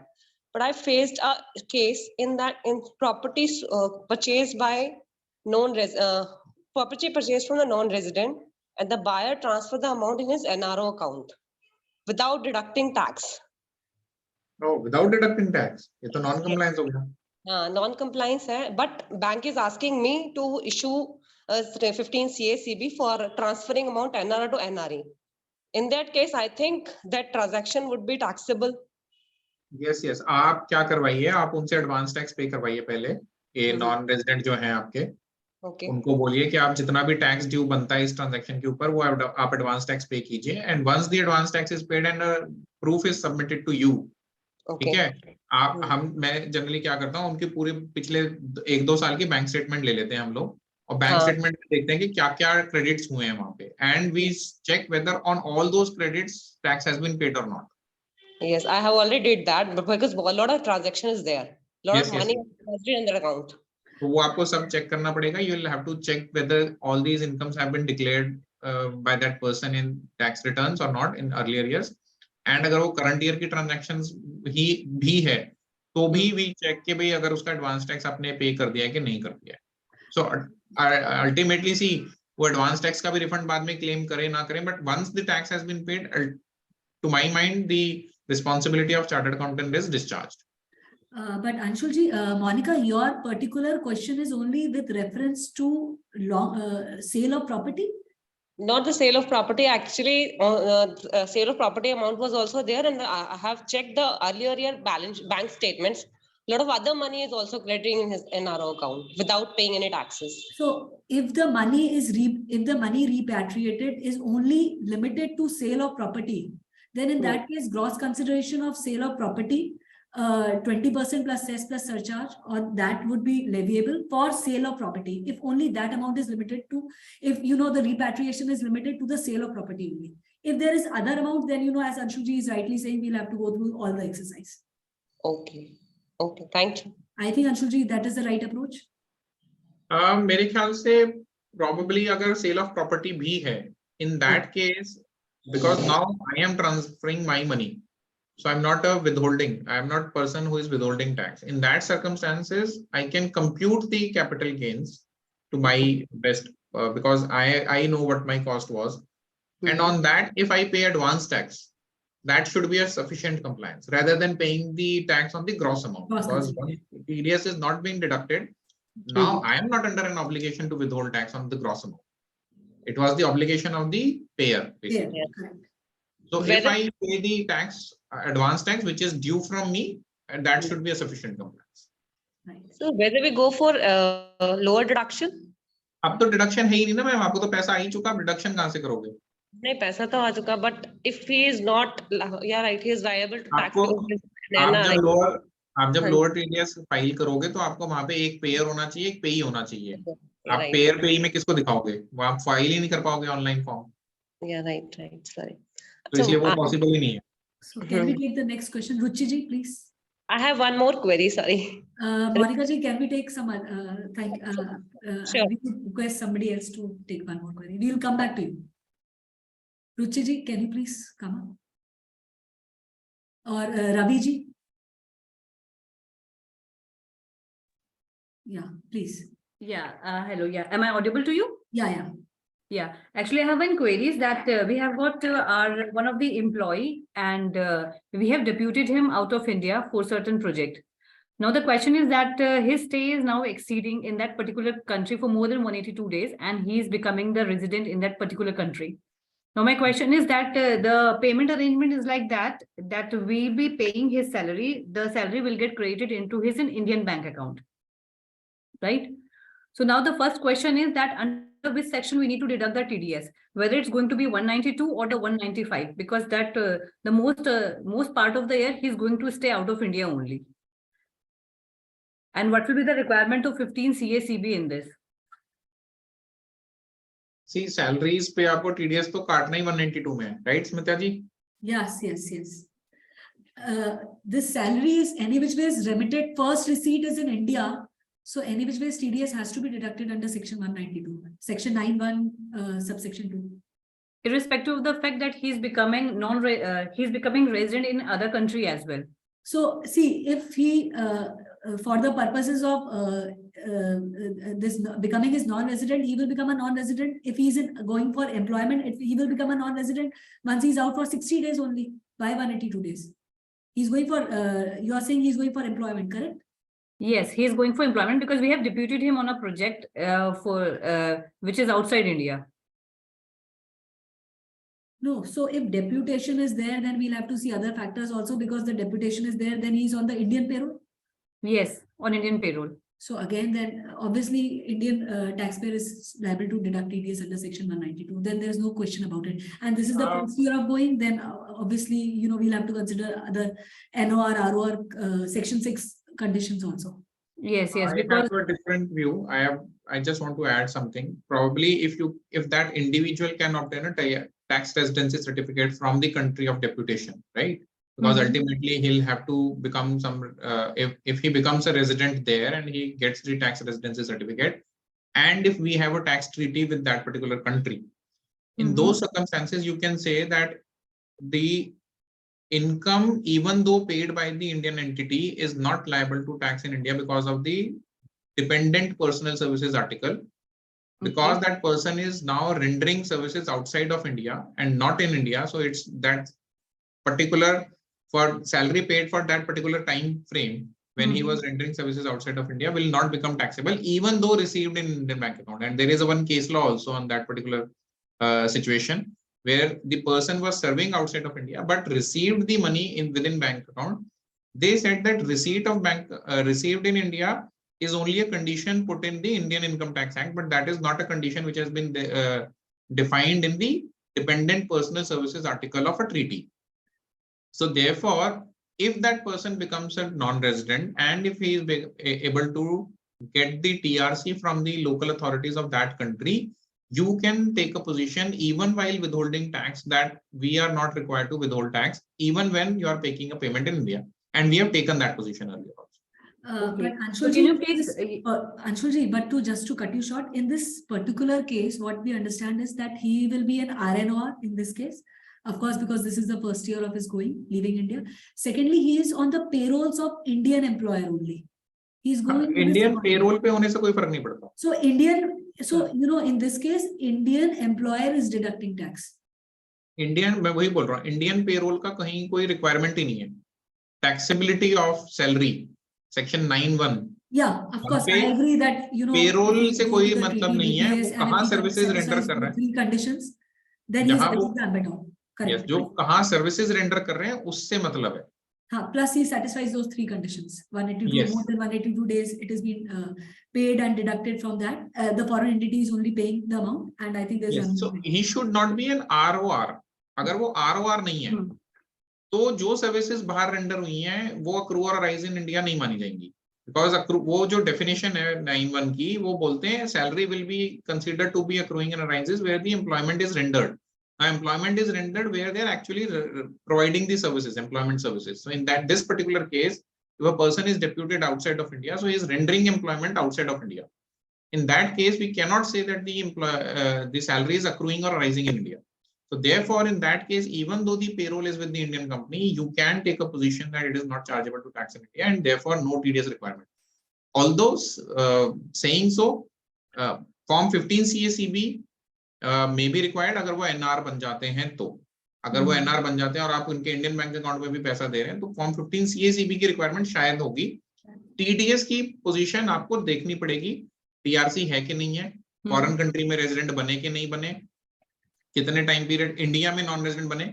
कई बार क्या होता है, India में भी resident है, बाहर भी resident है. उस केस में आपको टाई ब्रेकर क्लॉज लगाना पड़ेगा. फिर देखना पड़ेगा इकोनॉमिक रिलेशंस, पर्सनल रिलेशंस कहाँ पे है, वो टाई ब्रेकर के पूरे रूल्स है. वो थोड़ा सा लंबा डिस्कशन हो जाएगा, बट मतलब this is a complicated situation. इतना मतलब एकदम स्ट्रेट फॉरवर्ड आंसर नहीं है, but still there are possibilities where even though you are making the payment from the Indian entity to the Indian bank account, still there is a possibility that tax TDS may not apply. And the same will be applicable from the individual front as well. That means that employee don't need to pay any tax on this particular salary payment in India as well, right? Yes, if the conditions are satisfied. Yeah. One last thing, that if you could just share the details of that case law, which you just mentioned that there is a case law regarding the same thing. So मेरे को याद नहीं है, ढूंढना पड़ेगा. कोई बात नहीं, बाद में अगर आप चाहे दे दीजिए. Sure. Actually, can we close this PPT so that we can, look at it? Yes. Ravi ji, you can please please tell us your question. We can just give them the last slide once. I think नहीं, चलो चलाइए. So Ravi ji has raised his hand. Yeah.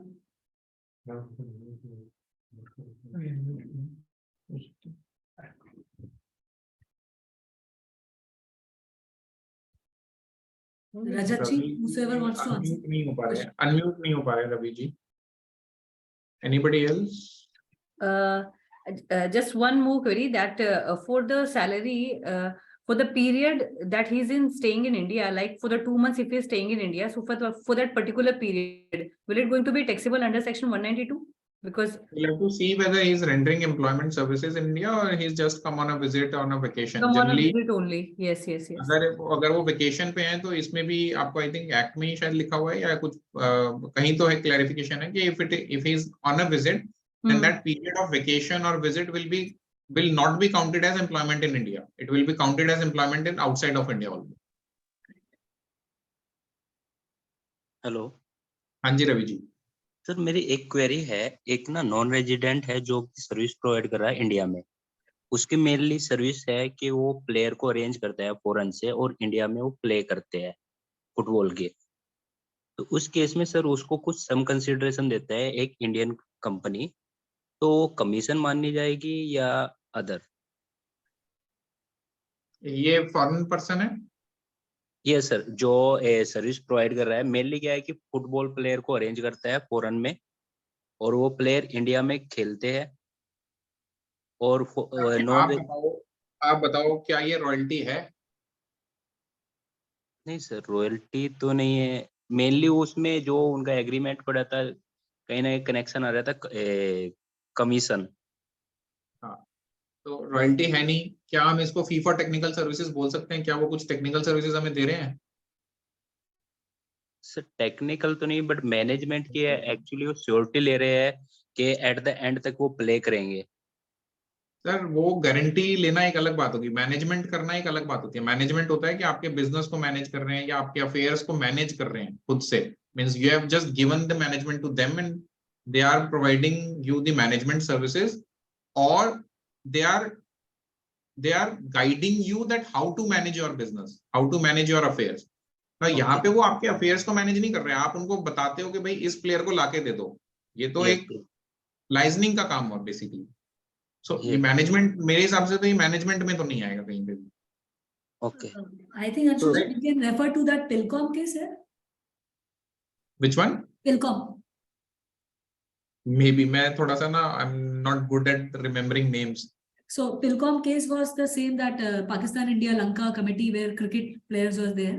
So if we recall that, you know, they had made a committee outside India, and then there were matches across in all the three. It was a World Cup which was organized in all the three countries. Pilcom में तो I think एक और section उसमें लगाया था।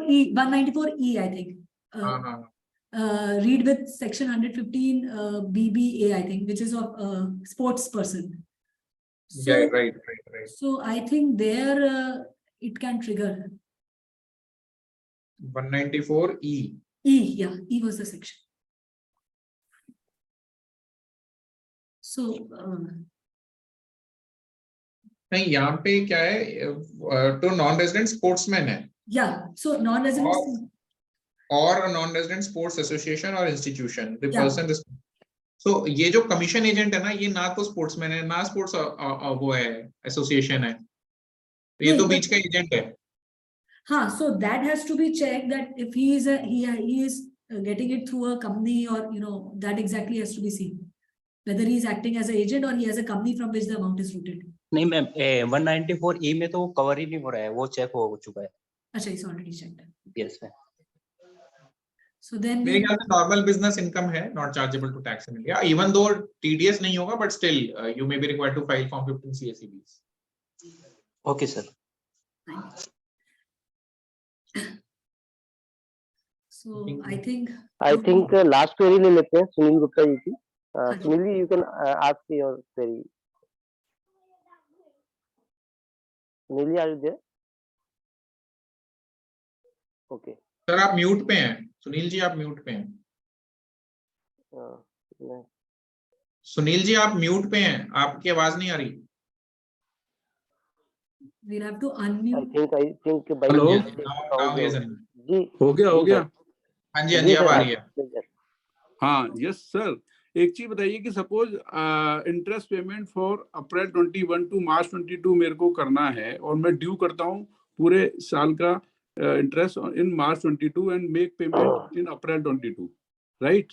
So for which year TRC is required? For calendar year, suppose I am making payment to US resident, interest payment. So for which year? It is for both the year it is required for this, because there is a calendar year, December 21 or for this 22. Sir हम तो दोनों का ले लेते हैं। स्मिता जी आप mute पे हैं। बट सर अब SSC को दिक्कत होती है, दो साल का, एक आपको लेना ही पड़ेगा 2 years का। हाँ जी। और sir I am making payment every quarter, then at what time TRC is required? Suppose I am making payments since last 3 years every quarter, so the TRC जो मिलता है वो every year दिसंबर में वो ले लेते हैं, so I have to submit 15 CA every quarter. तो वो नहीं सर, बिगनिंग में भी मिल जाता है TRC ऐसा नहीं है कि आपको ईयर एंड में ही जाके मिलेगा। जो कंपनी नहीं सर, प्रैक्टिकली सर वो हर पेमेंट के साथ TRC दूंगा क्या, ये पूछ रहा हूँ। नहीं सर, आप ईयर बिगनिंग में ले लीजिए ना, जनवरी में एक बार ले लीजिए, वो पूरे साल का हो गया आपके लिए TRC। But for the last quarter you will have to take again. That's a point. For last quarter you will have to take again, because the year is finished, your TRC is invalid now, and you are deducting TDS on 31st March. हाँ, तो वो आप next जनवरी में जब आप पहुंचेंगे तो आप नेक्स्ट जनवरी में बोल लीजिए ना उनको TRC निकालने के लिए। Sir suppose I have taken beginning of the year, और for the whole year it the status can be change any time. नहीं सर, जनरली ऐसे होता नहीं है, इतनी आराम से स्टेटस नहीं चेंज होते हैं, तो you will have to So you are saying instead of taking in December, we should take it in the month of January every year. हाँ जी, हाँ जी, हाँ जी, आप वो जनवरी में ले लीजिए, तो वो उस साल के लिए एप्लीकेबल हो जाएगा। और आपको सर ये नहीं है मिस्टेक हो गई है तो क्या हम बाद में भी आ जाता है 2 साल का इकट्ठा टीआरसी, तो कोई सेफगार्ड है इसमें डिपार्टमेंट के पॉइंट ऑफ व्यू से? सर देखिए, अगर नहीं है तो वो एक नहीं, प्रोफेशनल, अगर आप अल्टीमेटली ले लिया है सपोज हमने, मैं वही बोल रहा हूँ सर। देखिए, आपको ऐसा कोई पेनल्टी एक्ट में तो प्रिस्क्राइब्ड है नहीं जी, कि आपने, अब वो 271 आई वाली है कि आपके पास डॉक्यूमेंट नहीं था फिर भी आपने कर दिया, but still if you can justify later on कि भाई ये है, डॉक्यूमेंट तो है, ठीक है, उस टाइम पे हमारे पास था probably, but it is not false, okay okay, right, it is not false. Now that is, अब वो ये है ना कि भाई एक बार गलती तो हो चुकी है, अब बचाना है किसी तरीके से, तो बचाने के लिए दैट्स द पॉइंट। तो it was not false, and that is justifiable through the document which you now have in your possession. Yeah, we should have at least, right? Yes, yes. तो सर one more thing, अगर मेरा TDS का lower deduction हो रहा है due to applicability of DTAA, so in which part I have to part B or part C? What is it? I have to file 15CA or 15CV, whatever. Discuss किया था generally part C. Part C आएगा ना? Right. Correct. Great. Thank you. Thanks a lot. Thank you, Sunil. Thank you. Thanks a sir. lot. So it's time to conclude today's session. Already marathon session. We have almost 3 hours plus study. So thank you, Anshul ji, for your wonderful deliberation. As always. Sir, all credit to Smita ji, उन्होंने presentation में बहुत मेहनत की है। Definitely, I come to know कि स्मिता जी ने 3-4 दिनों से काफी मेहनत करके प्रेजेंटेशन डिजाइन की, सचिन जी से पता चला। So really thankful to you, Smita ji, also. Thank you so much. So thanks to all participants for patience listening after 3 hours study. So we will meet again tomorrow in this and the next third and final session, transfer pricing, understanding on the transfer pricing issue. So thank you, Smita ji, and thank you, Anshul ji, for your wonderful delusion. Ami ji, you can conclude the Thank session. you for inviting us. Pleasure being here. Thank So you. I also thank both of the learned speakers and Sumit ji Thank you. for arranging all these sessions. Thank So it was very wonderful, and you both of you have touched the practical aspects wonderfully. So on behalf of all the audience and on behalf of CASA, I thank to both of you. Thank you. Thank you, Anshul ji. Thank you, Thank you. Vinay ji. Thank you. Thank you. Thank you. Thank you. So much. Thank you Thank to you so everyone. much.